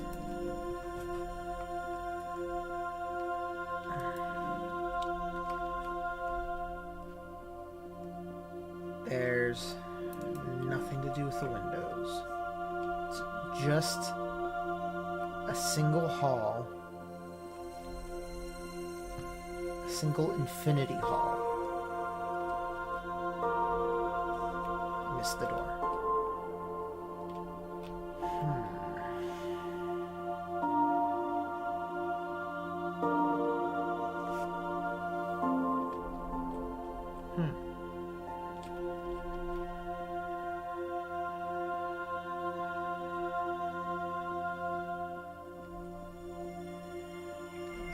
Dead center of the screen.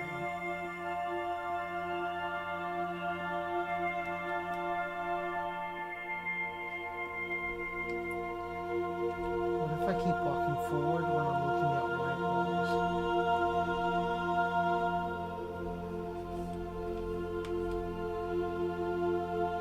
Okay, I'm trying black walls. There's one black wall to try.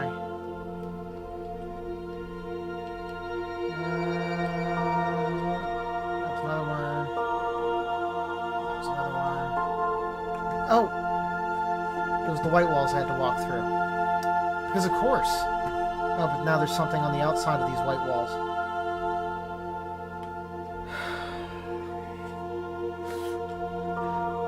I wasn't thinking outside the box enough. Alright, Doctor. You're well beyond dreaming now, and further out than anyone has ever come back from. But we hope that you won't get discouraged. After all, if this is a place of pure perspective, isn't it also a place where a different point of view could make anything possible?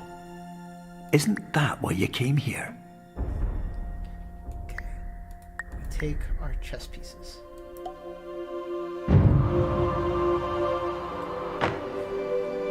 Okay, we're back here.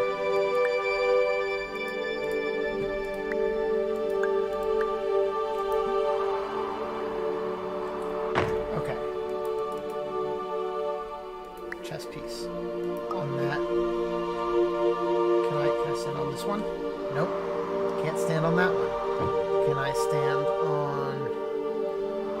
No. Can I walk around? No. Okay. If I put black on white, it's out of sight. Because we needed the color contrast. Or something. I'm really kind of beyond asking questions at this point. And just in case they're jerks,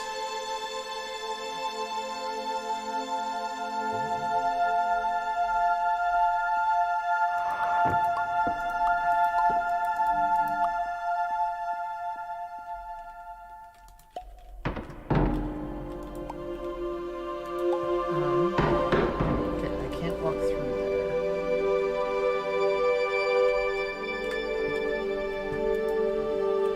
Can I walk through on the black part? No.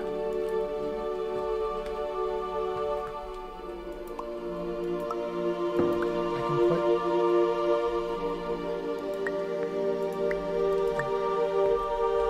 What the heck just happened to my block? Oh, it's over there. Okay. I can... make the block bigger.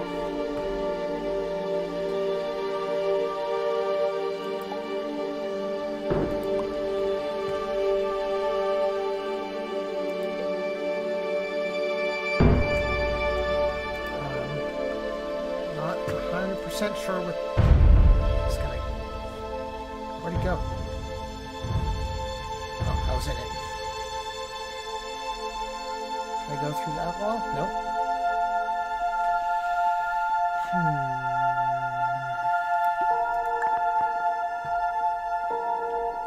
I walk? Okay, so I can't walk through the door. Can I go backwards to the door? No. Can't walk through the wall. All I have is a block. The door is rather high. What happens if I block the door entirely so I can't see it? Does it go away? No.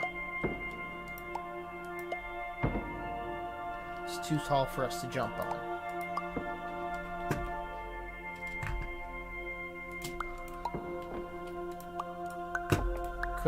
Could this actually work? My plan that was a bad plan. No, maybe it wasn't. It's not a great plan.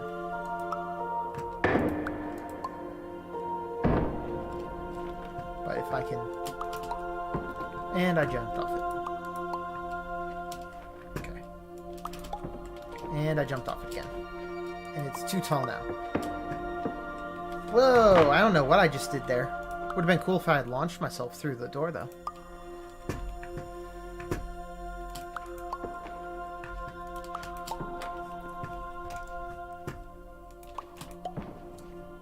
This is getting us up there.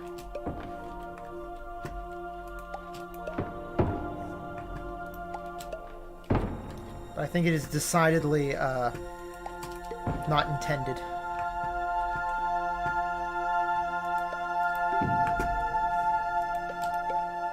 Dang it! I was so close. That's an excellent question, Joe. No, it gets yeeted. Wait, maybe not.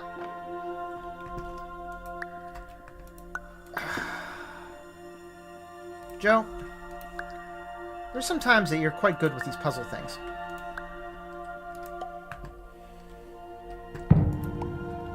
I will have it noted, though, that my cheaty, definitely not the correct way, almost got me there.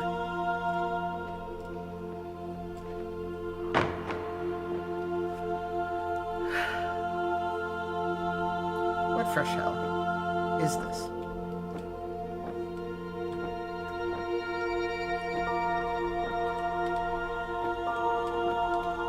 You know what's wrong with this game? That's trippy as all fuck. What's wrong with it is they're hogging all the aesthetics, right? How many aesthetics did they come up with in this game that now other people, be derivative? It's not actually. It's that freaking alarm. We're in the alarm. Okay.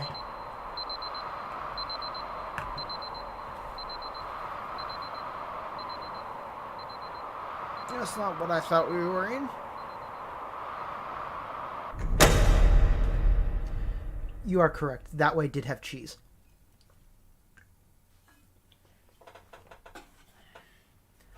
Okay, are we done?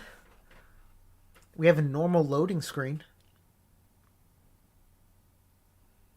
That could imply we're just getting to the main menu now.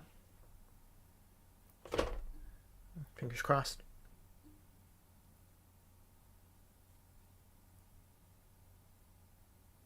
That was a lot for my brain. No, it's still... What? Oh, but it's 8 a.m.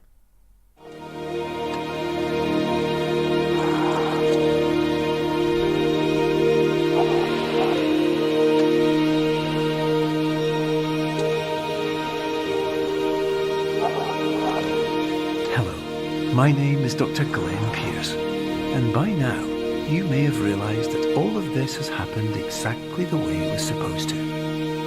You see, everyone who comes to the Institute does so because they feel that they are no longer in control of something important to them.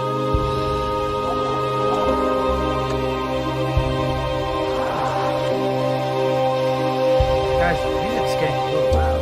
But, more often than not, the problem is not that the problems we face can't be solved.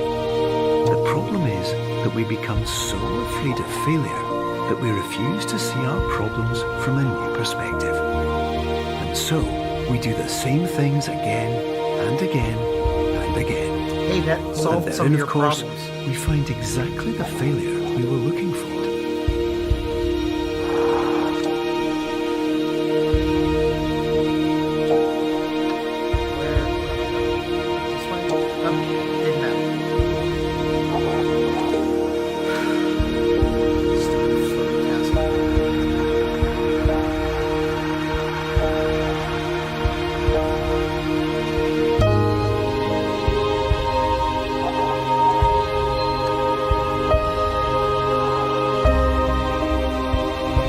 That would be trippy now. That would be very trippy if they had done that. Your life will always be a struggle, and you will always have problems. But today, you have the chance to see things differently. Even though it meant facing obstacles that seemed impossible at first, you thought outside the box, and you overcame them. Because you saw things from every angle, you understood them for what they really were. Yeah, I did not Because you understand. kept moving forward, no matter how far off the path you were told you were headed, or how unexpected it became, I just beat my you head found against your the wall way. until I got through. That would be life.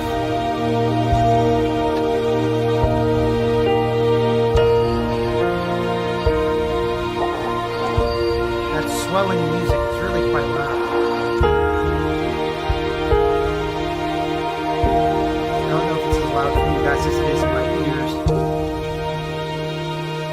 Alright, we almost there? In a few minutes, you'll be back in the real world. And some part of you will say that none of this was real. So how could it have really meant anything? But just like the power of perspective itself, it will have been as real as you believed it to be. All you've got to do is wait up. Well. Okay. Yes, it's time to play something very different than that.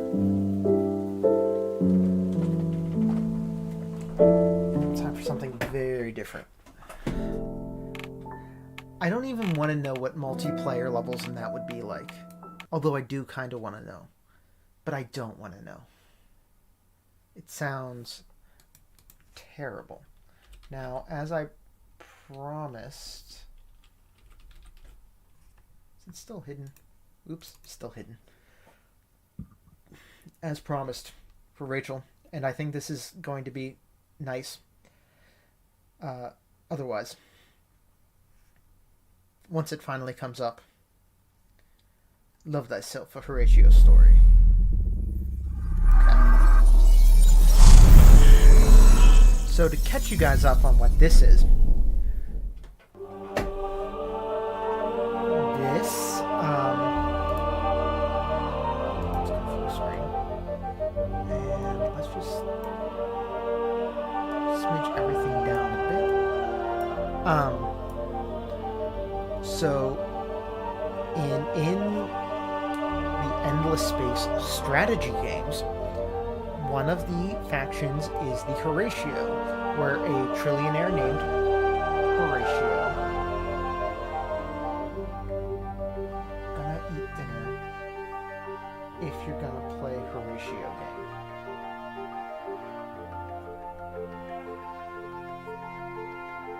Wait, does that mean you want me to wait on the Horatio game? Oh, this will be dinner entertainment. Okay, yes. So, yeah. So, he found himself a precursor cloning lab and created himself an empire out of his clones of himself. So, it's a dating sim where we're all Horatio. It is impossible to dissociate my story. Oh, I'm quiet. Via the music. Okay. Let's do a little of that. Let's do a little of this. The first beings to travel widely between the stars were known as the Endless. We know of no earlier form of intelligent life that moved between the galaxies. Their history is glorious, but above all, tragic. Though they unlocked the secrets of time, space, the stars, and life itself, they were unable to master their own internal conflicts. What remains now of the Endless are strange, disjointed traces in the form of seeds, of observatories, of experiments, of cities and worlds, and perhaps, though not all of this is clear or verifiable, in the forms of other peoples. Many starfaring civilizations have since risen to the fore. Some have fallen as well. Events in recent history have led to an explosion in the number of players on the galactic scene. One of these, undoubtedly a major one, is Horatio. Once upon a time, Horatio was just a man, a simple trillionaire. One night, a vision came to him in the shape of a dream. It was a vision of an empire and eternal life. He left everything behind, venturing through the stars. Over the ages, he discovered many mysteries left by the Endless, and his knowledge and power grew. He created his first sons, and willed his empire into existence, a beacon of all that is brilliant and beautiful. Now the empire of Horatio flourishes, and Horatio himself is immortal, with a power to rival that of the Endless themselves. Some say they were living gods. They're dead now, though, while we live through our brother, our god, Horatio. Let's stay in the dream a bit longer. I hear a beautiful song. I don't want to wake up just yet. Okay, we'll wake up. I think I hear someone. It said voices. All the clones in this batch are to be decanted today. I know this is earlier from the original schedule planned for, but the schedule didn't plan on 2 patrol squads in the heartland of the Empire to go missing within a month. Just follow my lead, and the procedure will be fine. If you do well today, you just might be promoted to junior lab technician earlier than expected. That would be amazing, sir. Wait, they should all have the same voice. Maybe different inflection, but the same voice. Don't interrupt. Also, yeah, Abby, don't jinx it. Because, like, it was getting bad there. Most of the process is automated, but contrary to some of the clone hatching sequences you've seen in class, the final steps are still done by hand. There are procedures for which a computer cannot be trusted, and you need to rely on steady Horatio judgment. Back to our specimens. We will handle clone bursts A through L, and I'll do the other row. Pick one and get to work. Can you hear me? One moment I'm asleep, the next I'm alive. My eyes struggle to adjust to the brightness of the room. It slowly comes into focus. There's a man in a white and blue uniform bent over me with a bald, elongated head, look of concern on his face. Hello? Ah, you're awake. Great. I have a couple of questions for you. He shoves the small hollow pad he's holding in my face. It's very bright and I recoil slightly, groaning something. He starts flipping through the pages when the other voice calls out. Come over here, please. I need your help. The man looks for a place to put down the hollow pad, then realizes his outfit doesn't have pockets big enough to accommodate it. Turgis F07, I am talking to you. Get moving. Yes, sir. Coming. So that's the lab technician's name. Looks down at me and ends up putting the tablet. He looks down at me and ends up putting the tablet down next to me. I'll be back. He trots away and out of sight. I struggle to prop myself up on one elbow so I can keep watching him. He stops at a platform some distance away, on which lies a naked man. Another uniformed man is standing nearby, looking at a side panel next to the platform. All three of them look exactly alike. Brothers? How can I help, sir? The uniformed man points at the naked form in front of him. This clone is faulty. The lights are on, but nobody's home. I try to make sense of all of this. These people are clones of one another? What do you mean, sir? Isn't it obvious? He can hear us, but he can't respond. Something must have gone wrong in the process. On the outside, he's fine, but his motor or educational imprinting is flawed. The result is a useless hunk. What good is it being beautiful if you can't make everyone proud? I like the writing. Cloning vats are near perfect, but every once in a while, some other part of the pipeline produces a disgusting abnormality. Let's take care of him and chalk him up as total loss. What do you need me to do? Simple. Take his legs. The man called Turgis F07 grabs the unmoving clone by the ankles and looks at the other clone. The latter has passed his hands under the clone's arms and pulls him off the platform with a grunt. We'll put the body in the recycling chute. This way we'll get the nutrients back. Think of it as his way of contributing. Both of them tug and pull haphazardly. Before long they're panting.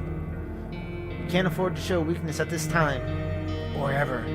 Everything and everyone is perfect and beautiful in the Horatio Empire. It's a kindness we're doing here if you think about it. I watch as they come near and realize that there are about a dozen other men on the platforms. All of them in various states of lying down, sitting up, looking at the grotesque scene with mild interest. Every single one of them is a carbon copy of the trio in front of us. I catch my reflection in a surface and suddenly realize I, too, am one of them. A clone of them. A Horatio. It's good we caught this now so we can fix it before the ceremony. Our records need to be perfect. Otherwise we'll end up in a backwater station, decanting only he knows what. This is a small blessing, really. For you and me, I mean. For him, not so much. The trio passes in front of me, and for a moment, my eyes lock onto the faulty clone. Those of the faulty clone. Far from being dead inside, I can sense fear radiating from him. He knows he's going to be killed off because he's imperfect. Okay, so they're not talking about us. I sit up and try to figure out what these tests are about. I don't want to follow this guy to the recycling chute. Every time I think about what a memory test entails, I come up with a blank. I think that's the issue right there. My body's functional. I can understand what people are saying and think, but there's nothing of the memory implants they mentioned. I'm a blank slate. Prop him up while I open a chute. Did I do something about this? I turn around and look at the clone next to me, who's gazing about with an air of studied detachment. Our eyes lock and his expression shifts, to a scowl. I haven't done anything to deserve it, although I've been fidgeting on my platform. What are you looking at, substrate? I rummage for a good comeback. All of these guys seem to hold perfection in a very high regard. I know it'll shut them right up. You're ugly. I'm just wondering whose clone you are. Surely you can't be one of us. It takes him a moment, but eventually he gets it. He reddens and mutters under his breath. It definitely doesn't sound friendly. I realize we seem to be easily provoked, and causing a scene might just be my way out. I pull my legs off the platform. I keep reading pull my legs off and thinking that, like, they're ripping their legs off the platform to do just that when I catch something about to fall off. It's the holopad Turgus F07 has left by my side. Maybe there's some information on there that'll help me cheat my way through the test instead. What should I do? Let's cheat. We'll go for the subtle approach. Sit back down and put the holopad on my lap. Number of tabs open. Medical procedures. Inventory. The news. There's a tab that seems to be a serial called Forbidden Love. I press the button in front of the image and the show resumes. The sound is off. Subtitles are on. I can only guess that Turgus F07 is not as studious as he appears. The show is taking place in a richly decorated room with draperies hanging off the walls, pieces of ornate furniture, elongated vases, and tall trellises. Everywhere there are portraits, statues, 3D holograms representing me. Well, the me who's in charge.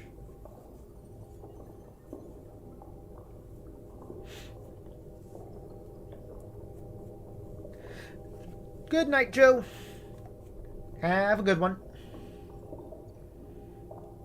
And good night, Sarah.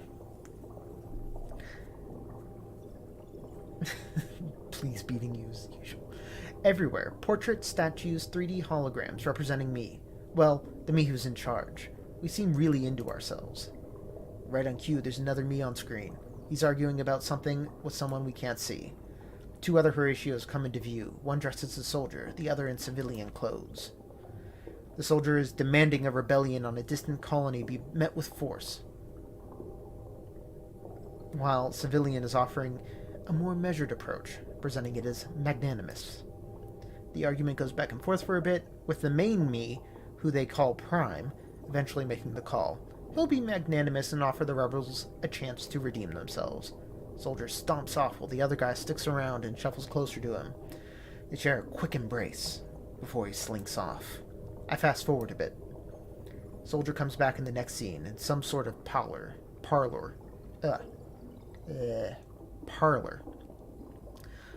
Prime and him exchange some oblique remarks, and it becomes clear that in the shadows, things are going pretty bad for the rebels anyway. So that's the way things are done around here? Okay. Then the soldier tears off his uniform, revealing a perfectly smooth chest. The two exchange a smoldering look. Their lips meet with passion, and they fall to the ground. Oh. I hear footsteps approaching, and I swiftly put the tablet back down. Turgus F07 is coming my way. I rest my hands on the platform and do my best to look detached. I'm ready to play the part. Right. He picks up the tablet, swipes through it, then looks up at me. Right. Okay. I'm going to ask you a couple questions, make sure everything's fine. Let's get this over with, pal. I got places to be. Settle down, please. This will only take a moment. Looks like your motor controls are working fine. Let's tick that box and move on to the memory test. I'll make it short. What is the name of the first and foremost, our God, creator, and benevolent leader? The big forehead in the sky. The man of my dreams. Horatio Prime. Horatio Prime. Looks at me and nods in approval. Okay, you're officially a fully functioning Horatio. That's the whole memory test. I love it. Sit tight and wait until we're done processing everyone else. With that, he moves on, taking his holopad with him. Well, that was easy. I lay back on the platform and relax. Sometime later, the assistant comes back. Thank you for waiting. I'm going to ask you to please head to wardrobe in the next room over, where you'll find your station uniform. Anyone will do. They're all the same size, obviously. After that, you'll be directed towards indoctrination. This will be followed by dinner, orientation, and you'll be shown to your quarters. Now this way, please. The door to the next room opens, and we step inside. There's a few tables at the far end of the room. Uniforms are neatly stacked and folded, one next to one another. We look at one another uneasily until someone steps forward and grabs a uniform, looks at it warily, and puts it on. We follow suit. Some sort of green jumpsuit with 2 deep pockets. It closes with a simple zipper in the front. The uniform is a pretty snug fit, and the fabric seems sturdy, yet comfortable. I notice there are pairs of light boots under the table, so I take a pair. They're a bit tight. I put my hands in my pockets and look around me, waiting for what's next. The wait doesn't last. After a minute, another door opens. The assistant from before is holding his holopad and peers inside. Okay, well, normally there's someone else to show you the way to indoctrination. We're a bit short-staffed at the moment, apparently. There's a grumble from my neighbors at this lack of decorum. I've lit up a path on the holoscreens. It will guide you there. Just proceed down the hall to the concourse and follow the instructions. When does the love thyself come into this? I don't know how many other... I haven't played many romance visual novels, but I don't know if many of them have to set up the lore this much. Sorry about that. I shuffle out of the room and hesitantly walk down the hallway, hoping that I won't get lost. The others follow me, although at a distance, no one seeming to want to take the initiative. They seem to be familiar with our surroundings, but not with the layout of the station. At least none of us has to pretend. I think no one wants to be the one going the wrong way, making a mistake in front of the others. I've seen crossroads twice and stuck to the path indicated by an arrow on the wall screens. So far, so good. Keep walking. The others follow. Eventually I hear a murmur in the distance, which grows to a distinct noise as I draw nearer. I see some bright lights in the distance, and a much more colorful environment. I step out onto the plaza, a cathedral of green and gold. There are columns and glass everywhere, with manicured trees and shrubs in every corner, and overhead an immense glass canopy. This must be the concourse. There are lots of people here, all wearing the same jumpsuits as we are. Probably fresh new clones, just like us. Even my jaded brethren around me are all murmuring among themselves in tones of wonder and amazement, as if talking out loud might make the wonders fade away. This way, please. A voice cuts through the noise effortlessly, and in a moment the conversations go quiet. Horatio has appeared on an immense hollow screen, inviting us to move along. There are more hollow projections in the hallways leading to, what was it? Indoctrination? That sounds unpleasant. Nonetheless, I follow the crowd. We meander through the corridors for a couple of minutes before we reach our destination. This is a huge room covered in rich materials, from the deep carpeting in the middle of the room to the paneled walls. There are long rows of wide, comfortable-looking seats, all facing a wall covered with an immense holoscreen. Low columns form arcades and run along the walls of the room. It's beautiful. Horatio in a red suit, standing with his arms crossed on a low podium in front of me, is standing with his arms crossed on a low podium in front of the holoscreen. He has a look of studied annoyance on his face. Once all of us are inside the room, he speaks up. May I have your full attention, please? The crowd falls silent. His voice carries across the room. Even from somewhere near the entrance, I can easily hear him. Please, take a seat. Go all the way through the row. Don't just hog the center seats. You'll hear me just fine from the sides as well. There's a bit of a rush forward from the new clones to do the exact opposite of that. Soon enough, a cluster of Horatios are sitting in the prime seats and preventing the rest of the file from moving. Oh, for his sake. Go around the audience and find a seat from the other side. Occupy the back seats and side seats if necessary. I position myself carefully in a spot at the back. I'd rather watch what's happening and do my best to blend in. The Horatio in a red outfit seems to continue when another moves in from the shadowy arcades to the side of the room and climbs the steps to the podium. His feet echo softly on the green marble tiles. The red Horatio closes his mouth and deflates a bit. The other one is moving pretty slowly, and from the envious look of my closest neighbors, I can only imagine that's on purpose. He dismisses the red with a casual gesture of his hand and a smile. The red Horatio leaves the stand. With a grin, second Horatio turns to us, his cape flowing in an emphatic demonstration that he's here and demands our attention. When he speaks, his inflections are slightly different. I surmise he probably spends a lot of time speaking in public. Thank you, second-rate Master Sergeant Exarius B12. That will be all. To have each and every... I thought that was a typo, but it's not. Each and every me. Welcome to Kappa Station, finest in the cluster. Your memory imprints do not cover the last couple decades, since the last backup was distributed among the cloning facilities in this quadrant. Therefore, a lot of the information you know, and the things you know, may be outdated. This is a crash course about what has happened while you've been sleeping. Let's start with the most important thing, etiquette with regards to my person. You may address me as third-rank esteemed Grand Headmaster Bradkai Eternius P02. In settings that only compromise initiate level and above personnel, you may simply call me Grand Headmaster or Master Eternius P02. In public, you will always address me as Your Likeness.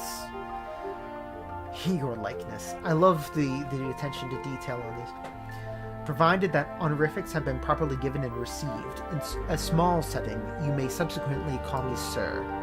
He pauses for a second. Now that this is covered, let's move on to secondary topics.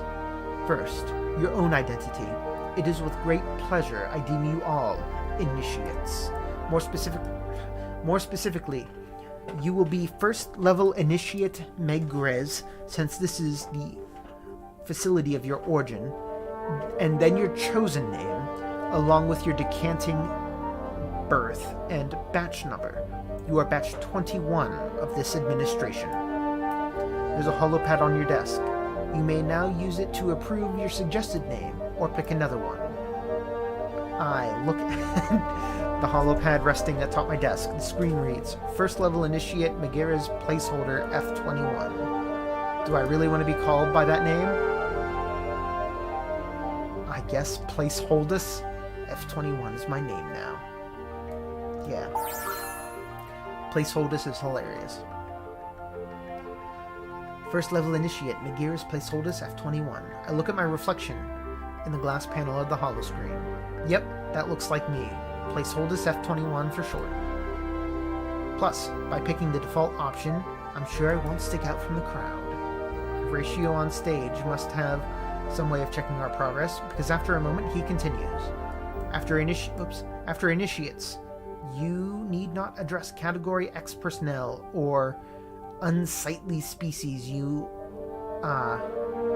may encounter directly. You may find the closest underling to do that for you. Please be aware that there are many new species that have been added to his glorious empire. Xenuglies aside, there may be some more aliens around the station. Do not be alarmed, they should all be tame. Generally, the rough and unwashed masses are kept away from their betters, but several client species are permanent residents aboard Kappa Station. It is entirely possible you will come across some of their representatives over the course of the next few weeks. Should you need to communicate with them, they are familiar with our speech and will attempt to replicate it, to the best of their ability. Most newest species we have encountered have proven to be just as disappointing as we expected. He smirks. He flicks his wrist and pulls a belt buckle free. Oh, is it sexy time now? Oh, I guess not. With a wave, the buckle lights up, revealing a small holopad. Fancy. Now, for a brief overview of what has happened in the last decades. relationships with the so-called fledgling United Empire remain very cold. Representatives from their young leader, a male called Zelavis, have refused vassalage under the auspicious leadership of Horatio himself. Similarly, they have repelled violently several attempts at claiming outer planets for our empire. Proceed with caution. Oh, I just got a notification that Beef subscribed. Good work, Beef. Also, Rachel, that makes you the #1 bringer of new subs, beating both Joe and Abby, who have been competing for longer. Just saying. Relationships with robotic insectoid hive, the robotic insectoid hive, known as the Cravers, are still at an all-time low. They have eaten the last dozen envoys, as well as the ships they come on. The colony of Heka was deemed lost after we had to vitrify the surface in the year 1019-1 after him. Their strength would make it a great addition to the Empire, but at this time, we are not pursuing efforts any further.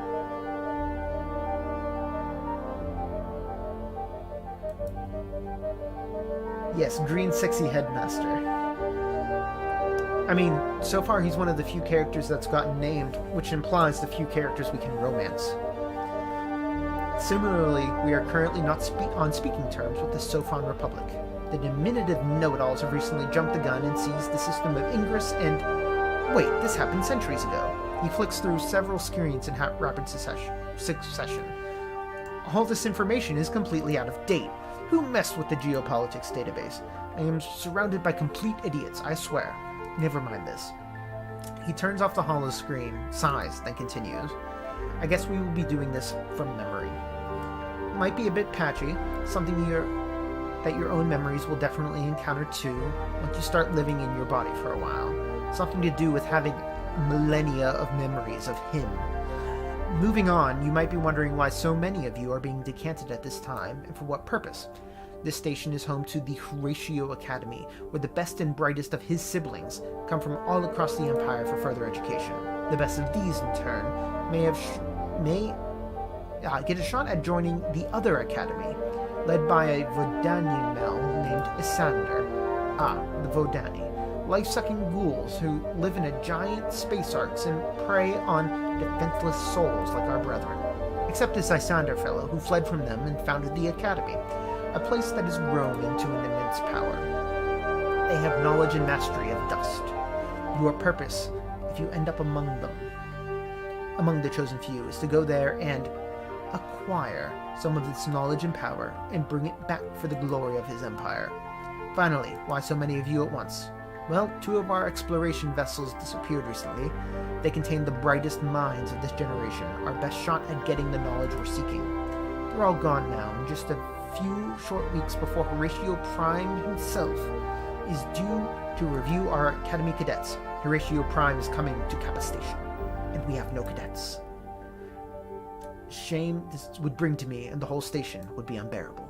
Anyway, You've got about 3 weeks to become these cadets. There will be extensive training. There will be classes, etiquette courses, lessons of the latest courtly dances. There will be no failure, or else. Now, if you have questions, keep them for your instructors tomorrow. Time for you to get sustenance and retire to your personal quarters. He turns away and walks out the same way he came in, under the arcades and out of sight. This Eternus? P02 guy is something else. He has a certain allure. If I understand him correctly, I have 3 weeks to not only pass for a normal Horatio, but become an outstanding specimen, worthy of sending on to steal secrets from a powerful alien entity. Gotcha. People have already started getting up when the other one comes back. Master Sergeant something, I believe. Attention, please. You are now going to be provided with dinner. Follow me to the mess hall. Without waiting, he turns around, walks down the podium and off to the opposite direction to the one we came. My brethren and I quickly follow. Finally, we get there. Compared to the concourse, and the room we were just in, this is a rather drab place. Somehow halfway between spaceport and hospital. Keep right-clicking. It doesn't look like a place to enjoy dinner so much as a place to eat. A place to feed oneself. Some of my classmates are already in line, and a few have already sat down to eat something I can't quite identify yet. I have decided to say classmates because since I can't decide on whether we should be feeling any kinship towards one another, it does feel strange to hear brethren every other sentence, and I guess calling us cadets might be getting ahead of myself yet. The headmaster's speech didn't really help normalize the situation either. Someone bumps into me and I realize I'm holding up the crowd. I get in line, grab a tray and slide to the rail. Some odd kitchen utensils available, but I'm not sure what purpose they serve, so I compromise by taking a spoon from the lot. Upon closer inspection, I realize it's a spork. The future looks amazing. I look up at the people serving us. They're all Horatios too, wearing some sort of jumpsuit and looking pretty upset to be here. One hands me a bowl of something I can't recognize, serving me a mean look at the same time. I'm surprised by the direct eye contact. Before I know it, I'm saying, hello. Thank you? The Horatio lunch person is as surprised as I am, and frowns before saying back, hello. Enjoy your food. I've never seen anyone be so begrudging in saying thank you. But then again, I've not seen many people. Take it easy, friend. I shuffle along and look at the contents of my bowl. It's slop. Definitely slop. I don't know what it's made from or what animal it came out of. Oh well, at least it seems hot. Grab some water and a piece of bread. No dessert options. Princely.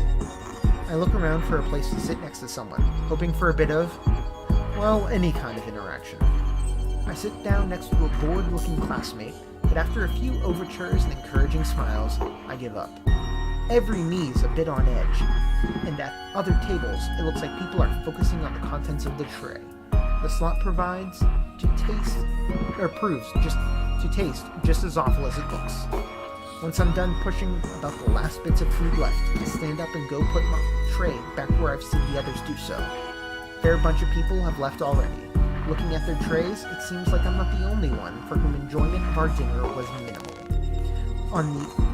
Off to the side, there's a guard kicking people off a long list and sending them down the hallway. It's that Master Sergeant dude again, I think? Some of us seem to have different face markings and uniforms, although I'm not sure what their meanings are. We lock eyes and he barks up. What's your name, first level initiate? I enunciate clearly. I am Placeholdus F21. First level initiate Magira's Placeholdus F21. He searches for a few moments and finds it. Yes, Placeholdus F21. Your living quarters are in Sector B, Level 9, Hallway 34, Door 32. It's down that way. Follow the signs. You can't miss it. And if you do, you'll figure it out eventually. I look where he's pointing, a nondescript hallway off to the side, leading away from the concourse. I look back at the guard, but he's turned his attention to someone else. Hesitantly, I set off to find Door 32. My footsteps echo softly down long, empty hallways. It takes me time to realize I don't see anyone else, although I sometimes hear voices echoing from afar. I eventually find my way to Level 9, Hallway 47. It's an even quieter area of the station, which is saying something. There are small doors there, tiny affairs compared to the ones in the main concourse. Even the ceiling is much lower, about 2 meters high. Excuse me. The lighting is a mix of neon glare and the ever-oppressive flicker of a tube that just refuses to give up the ghost. I look around to get my bearings. It seems I'm nearly at the end of the hallway, where it bends to lead to some sort of control system for life support. I guess I'm getting the finest air in the area then? With one last look towards the map, I start down the hall. Door 1, 2, 31, 32. This should be it. I look around. Might be the finest air in the area, but boy oh boy, this end of the hallway looks like it hasn't seen a mop in weeks. There are strange sounds coming from the door over, which must be the life support control room. Ominous. Is this the right place? Yep, no doubt, this is me. I pull the heavy metallic door with a groan and step inside. I need to quit right-clicking.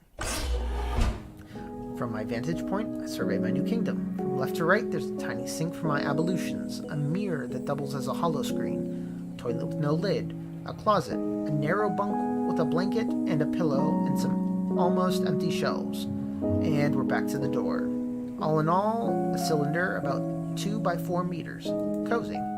Well, this might not be the warm embrace of a cloning birth, but it will do. At least I have the place to myself. Pulled the door closed behind me. There's a distant buzzing from an overhead fan. The finest air, huh? I sit down on the bed and look about. It's a bit too hot in here now that the door is closed. There are actual physical controls in a panel by the entrance, so I turn the temperature down a notch. The buzzing increases to a screech. Is something scraping metal? There's no way I can sleep with this thing on. I turn the knob back up to its original level, and the metal screech subsides. Screw it, that'll do for tonight. Plop myself down on the bed, turn off the light, and pull the blanket over my head. There's a sinister rumble in my belly. That doesn't bode well. I wake up with a start. I had a strange sensation. A dream? A dream in which everyone was wearing the same face, and smiled and snarled at one another in the same breath. We were all playing parts in the same play, and I seemed to be the only one not to know the lines. If my mask fell off, I died. I sighed heavily and pushed myself off the mattress. I staggered off the bed and put my hands on each side of the sink. I look into the mirror hollow screen. The dream was real. I feel a strong urge to puke. I clench my hands on the sink until my knuckles are as white as the faux porcelain and breathe as deeply as I can. The feeling passes. I open my eyes again. I notice there's a blinking icon flashing on the hollow screen. It expands when I press until it covers half the screen. It is a schedule. Breakfast is grayed out. Classes is bolded. Looks like I'm late on my first day of class. I bolt out the door and run like my life depends on it. It does. Sorry I'm late. Grand Headmaster. You are late indeed, first level initiate. It seems like the redesign of this station altered it enough that fresh initiates do not find corresponding plans in their memories. Still, the last of your classmates arrived 10 minutes ago. Have a seat. In the future, make sure you arrive on time. Initiate place oldest F21. Scurried to my seat in the back. Against my better judgment, my cheeks and ears have turned a very nice shade of pink. I can hear my classmate's snicker. I sink deep into the comfort of my chair and try to ignore the burning sensation. My empty stomach growls as it groans coarse. This is just Brits. Aturnus P21 gestures to the hollow screen behind him. Moving on. Over the next 3 weeks.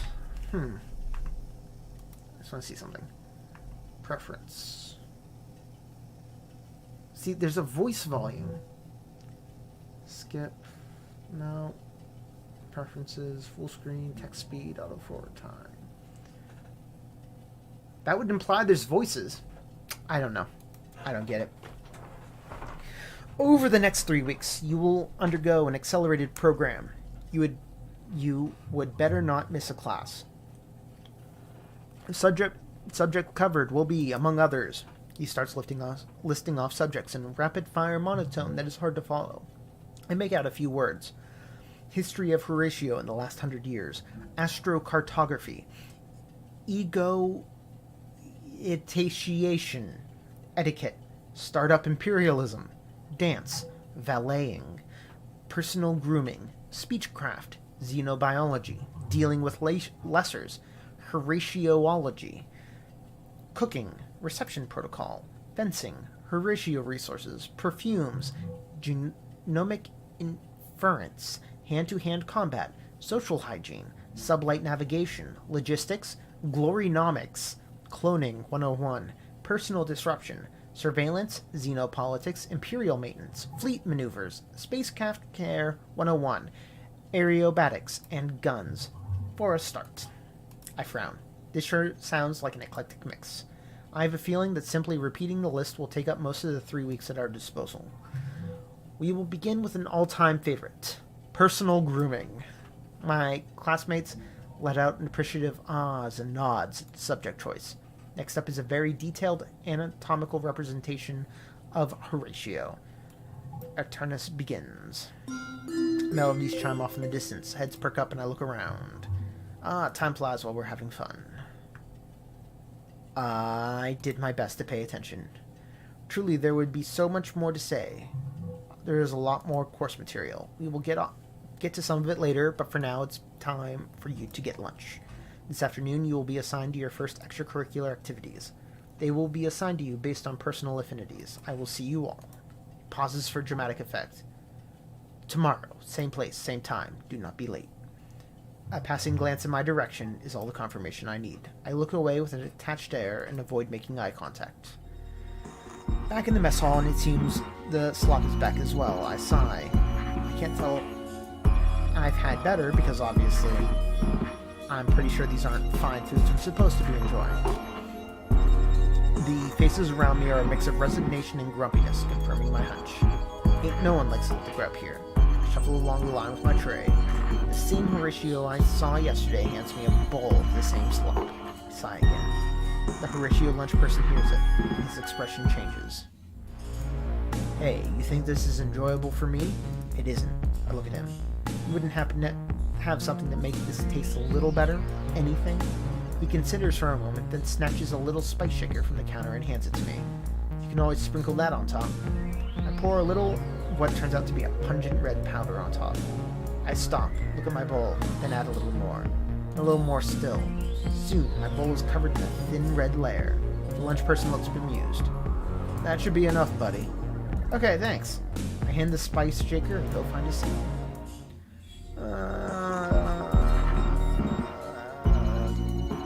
Let's sit with other people. Encouraged by what could very possibly be my first conversation, I look to find a seat with other people. I find a table with an empty spot. I put my tray down and conversations go quiet. Faces turn towards me. One of them pipes up. Well, if it isn't the late plate's POTUS F21.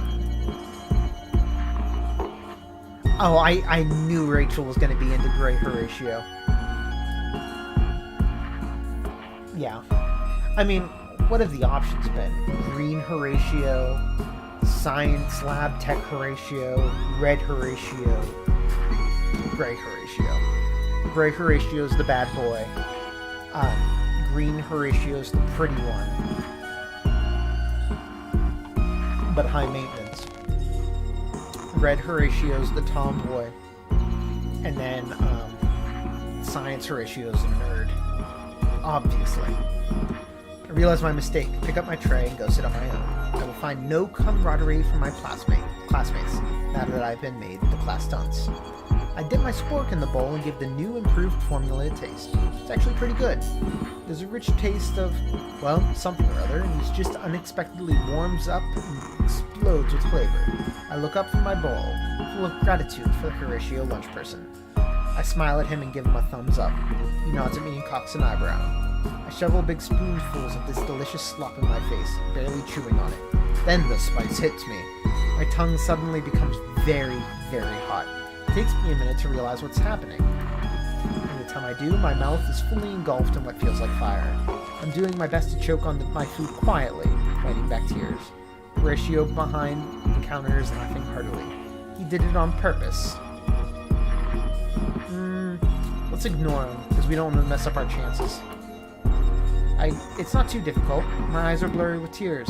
I put my tray in the return area and leave the mess hall with all the dignity I can muster. Back to my room. I can feel a trail of fire down my throat and into my stomach. I wash my faded face at the sink and slowly regain some composure. The schedule on my holopad switches from lunch to extracurriculars. A little pop-up menu indicates that I'm having imperial maintenance in the kitchen. I'm not sure what this is about, but I know I don't want to be late for it, or do anything ever again. I trot out of my room. Go to the mess hall. Running was not a good idea. My stomach is vehemently protesting as I look around for, well, I guess the rest of the class? The other students assigned here? I'm not sure how these things work. The place is entirely deserted, which feels strange. Nobody but me. I'm about to walk out and look for a holopad to check my schedule when I hear a call. Ha! They assigned you? What a coincidence. I turn around. It's the lunch person who tricked me.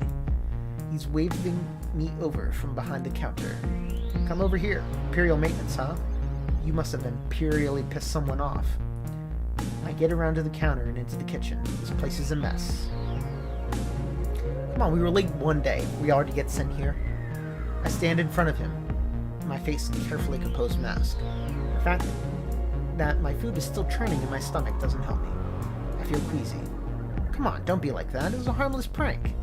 I couldn't know you were already on someone's shit list. I look at him, frowning. Something's not right in my belly. It feels like it's trying to crawl back up. Oh, you probably didn't know. Well, Imperial maintenance is basically the janitorial duties are all yours. Nobody wants to mop for a living, so it's dished out as punishment. Looks like you and me are on cleaning duty for the day. I'm about to speak up whenever the sudden urge to retch overpowers me. I vomit on the floor. And this is where you'll start. I hate the feeling, but I have to say I'm immediately relieved. Red firegrass will do that when you put too much on. It kind of set you up for it. Sorry? He hands me a dishcloth, which I wipe my mouth with. I'm Darian F-19, by the way. Second level initiate Magira's Darian F-19. Place Holdius. First level initiate Magira's place Holdus F-21. His hand is still open, extended towards me. He is looking intently at me. I'll shake it. I place my hand in his and squeeze, feeling like it is the appropriate thing to do after introductions. He looks taken aback. His hand is warm and limp in my clammy fingers. Oh, it's the worst handshake ever. The experience is deeply uncomfortable. Okay. Yeah, I'm not sure what I was trying to do here. We let go. Grab a mop and bucket and set about cleaning my mess. Darian F-19 surreptitiously snatches the dishcloth from the countertop I let it on. He does his best to look like he's cleaning, but a couple glances at him, it's clear that he's just puttering about. From time to time, he looks back at how I'm getting on. Once I'm more or less done, he turns to me. Yeah, I think we're pretty much done here. What do you think? What do you mean? Well, I don't know about you, but I got places to be. Better things to do than pushing a mop around. We could call this a day and go about our lives. How does that sound? Won't we get caught? I'm not exactly popular right now. He laughs. Having this laugh directed at me just minutes ago, I'm not sure how to take it. Right, you're on the shit list. Let me tell you how things work around here. He walks up to a wall-mounted holopad, starts typing around, flicking windows open until he finds what he's looking for. See here? Imperial Maintenance Kitchen. Our names. That's basically the low-level schedule. Well, if you put your hand on the biometric scanner here, and click on Edit, you can, just remove us from this. Extracurricular, my smooth ass. I have to admit that I'm impressed. And that really works? I gotta tell you something you may not have realized yet. The security features are here to protect the Empire from its indesirables. They're not exactly geared to protect it from insiders who might have different inclinations. Oh, he's totally the bad boy. He turns to me.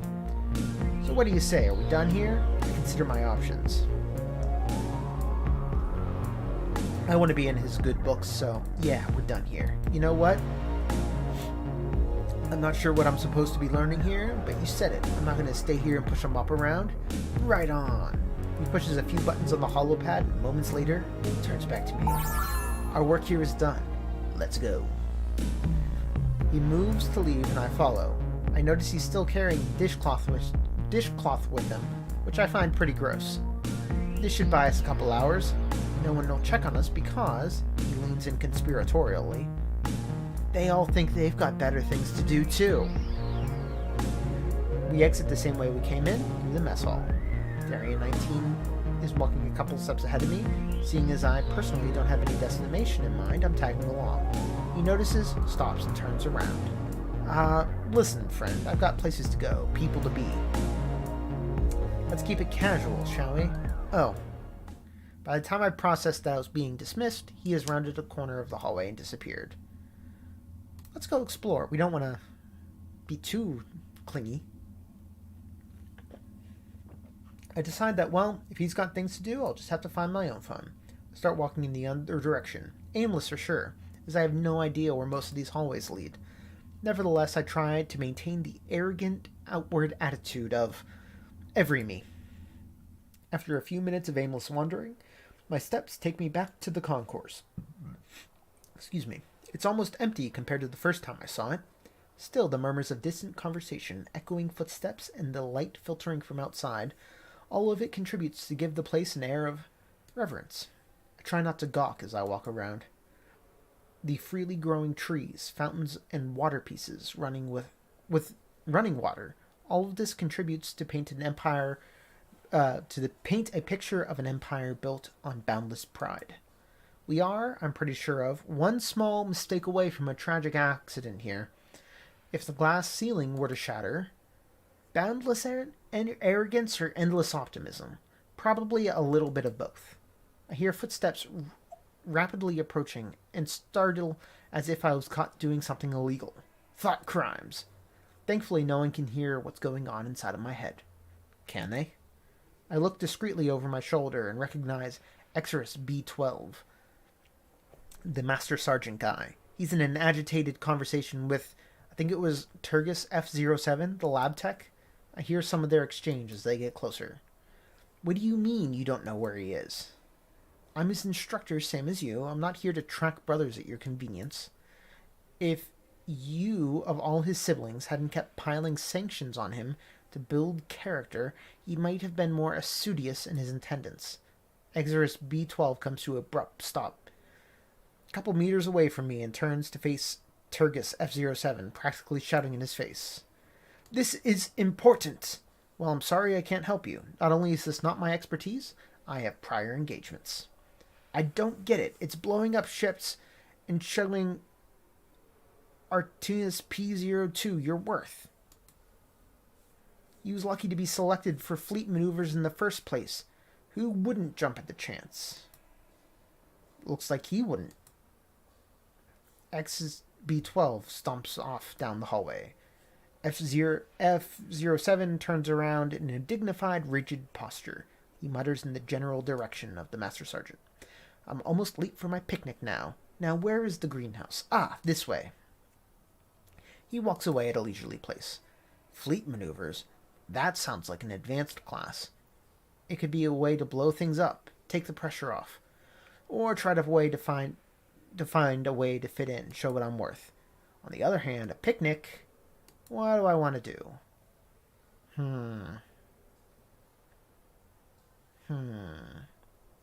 4 options here. Let's blow some things up. Can't miss an opportunity like that. Take off in the direction of the Master Sergeant, and I catch up. Master Sergeant, I couldn't help overhear that you're short on personnel. I want in. Placeholder is F21, right? It's true, we are a me short. One of the cadets scheduled to take part in the advanced class has missed the last exercise and is nowhere to be found. If you want to replace him, simply do as you are told in all circumstances. How familiar are you with the MK-43 armament system and their controls? Well, I was literally born yesterday, so... Good night, Rachel. And probably Beef, too. I'm probably not going to be doing this for much longer myself, until I find a good stopping point. We'll pick this up another day, though. Just a little, we'll say.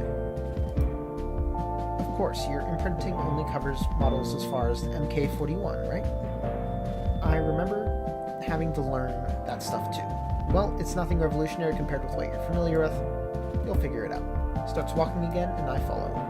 Before long, we get to a small door leading to the command deck of a battleship. Actress B12 notices my gaping in awe and chuckles. Impressive, huh? Yes, I suppose you wouldn't have seen a hollow room before. The technology is pretty new.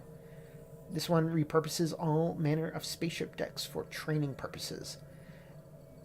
It reproduces. It was commissioned roughly a decade ago after the Invictus Fleet incident. Live exercises were deemed too costly by the administration. Officially, this is hollowed Training Room 15 for deck fleet maneuvers, but we have already taken to calling it simply the Battle Bridge. Let's get in. Your classmates are already here. Battle Bridge. Got it. He steps inside, ducking a little to get through the door. Regular-sized frame with a couple missing criss-crossing hollow lines tracing the shape of the hatch. It also appears wholly unnecessary, but I'm guessing it's habit from having served on real ships. I follow suit and duck through the door. I'm not sure why I did that, but maybe it made me look more professional. Master Arturius P02 steps out from behind a huge console. Look at what the star tide washed in. Place hold is F21. What brings you here? I open my mouth to answer, but the Master Sergeant cuts me short. Grand Headmaster, the cadet offered to replace Darian F19, who is nowhere to be found and hasn't answered any of my summons. What a disappointment. Yet you believe this one will prove as talented with weapon systems, yet more studious? B12 looks at me before turning to face P02 again. I have full confidence in any brother from the Megira's batch. Sure beats having to man that station myself, anyway. Not the resounding endorsement I was hoping for, but it'll do. Make sure he doesn't do anything stupid. Uh-oh. The Master Sergeant directs me towards a gigantic battle station with a wide seat and a whole array of panels, commands, and knobs. This is your station. Please be seated. New headrest feels nice, huh? MK43 series has moved controls around a bit, so the weapon systems have shifted somewhat. Point defense guns are now on your left, with laser and beam triggers in the middle. Missiles have simplified compared to what you know, so it really is just point and shoot now with this stick controller. What's this panel?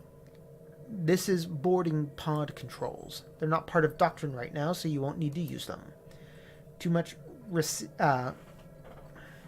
reticence among the crew to endangers one's face in close quarters battle. They're not even manned. Got it. Any questions? Good. Excellent. Let's get started. Straightens up and turns towards P02. Ready to start, sir. Excellent. Load the Kobayashi Sofan. B12 gives P02 a wide look. Are you sure they're ready, sir? You heard me. Let's get started. Sit rep. Voices rise from across the room. Communications ready. Damage control ready. Engineering ready. Fleet command ready. Navigation ready. Scan view ready. Security ready. Striking ready. Around me, all familiar faces. Intent glaze, focused faces. They all seem to know what they're doing. I put on my most convincing game face and grab the controls. Weapon systems ready. I'm not sure how long this has been going on, but what I know is it hasn't been going well. Our fleet's objective is to intercept and destroy an exploration vessel sent by the Sofan Republic. The objective would be straightforward enough if the vessel weren't followed closely by what feels like the Republic's entire fleet. Most of our own fleet has been disabled or destroyed by what feels like an altogether preposterous amount of firepower. Most of our systems are down, and our engine craft is in complete disarray. My missiles are all but gone. The energy weapons cannot accumulate enough power for a shot. To put it mildly, we're in trouble. As the instructor responsible for cadet military training, Arturius B12 is visibly under a lot of stress. He's nonetheless trying his hardest to make us fulfill the objectives of the mission. Fleet command, launch a pincer maneuver. Possible, sir. Our last Marshigo frigate was disabled by their last hit. That's the whole fleet gone, sir. I'm out. The cadet station turns dark, joining Strike Wing and engineering. Sir, our sensors have picked up a cloaking device on the enemy scout. We've lost firing solution. Firing solution, my smooth ass, cadet. Our tubes are empty, our guns are cold. This is a firing problem we're having. He shoots me a grim look. I've been a little trigger happy with my missiles, sure. I hit my targets, and I can't be faulted for shooting at the opposition. I'm pretty sure I'm the only reason we're still afloat. Lights flicker, and a low rumble shakes the room. It's another direct hit, sir. Shields are down. Damage control goes dark. I think Master Sergeant is about to call it when I have an idea. We're doomed anyway, might as well try it. Might fail, but we're already failing. What can it hurt? What can it hurt? What hurt can it cause? There we go. I switch on the internal communicator. Weapons system security. Get your Marines to the boarding pod. Stat! What? There's no time to explain. Send every me who can hold a rifle now. Roger that. I hear the cadets relay the order and watch on my console as the boarding pods start coming online and filling up. Weapon system navigation. Plot a course that allow the direct firing of the pods at the enemy flagship. Why are you doing that? They're not the target.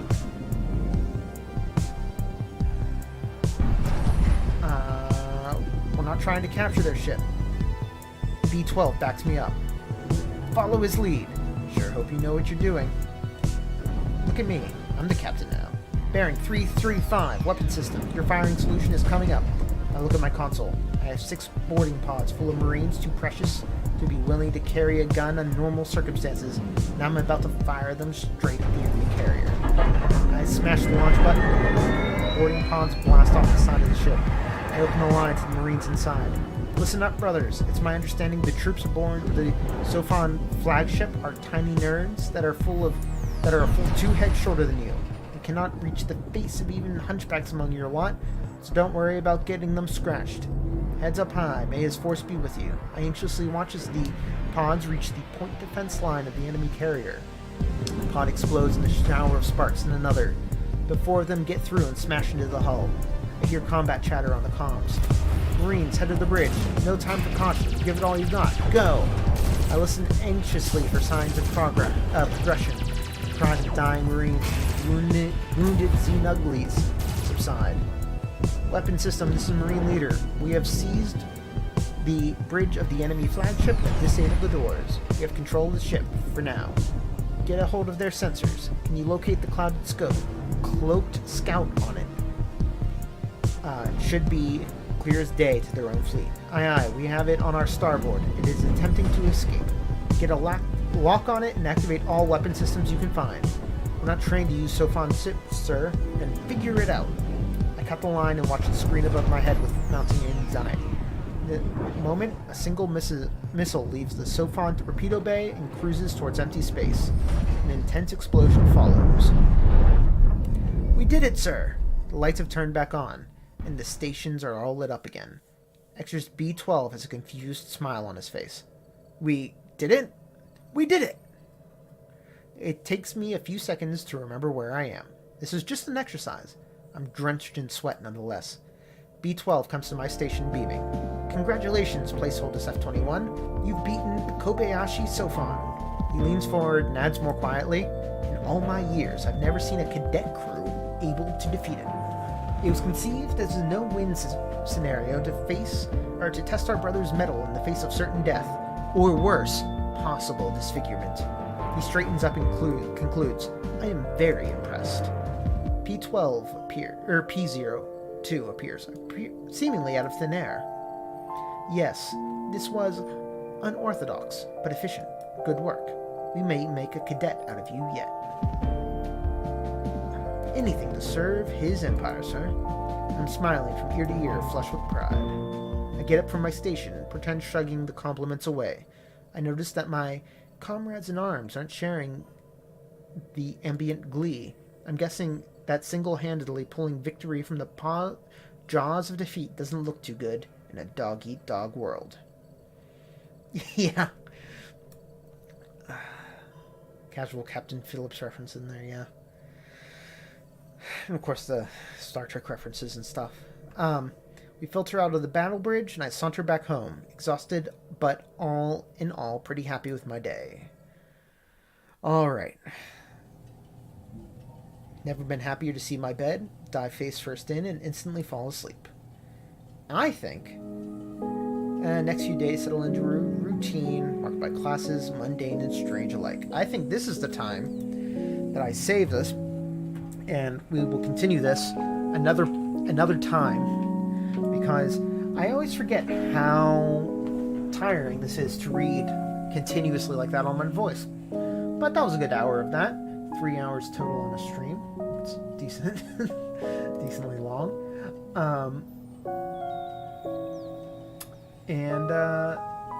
Yeah. So I will catch you guys later with that. Good night for now. And we'll continue this some other time.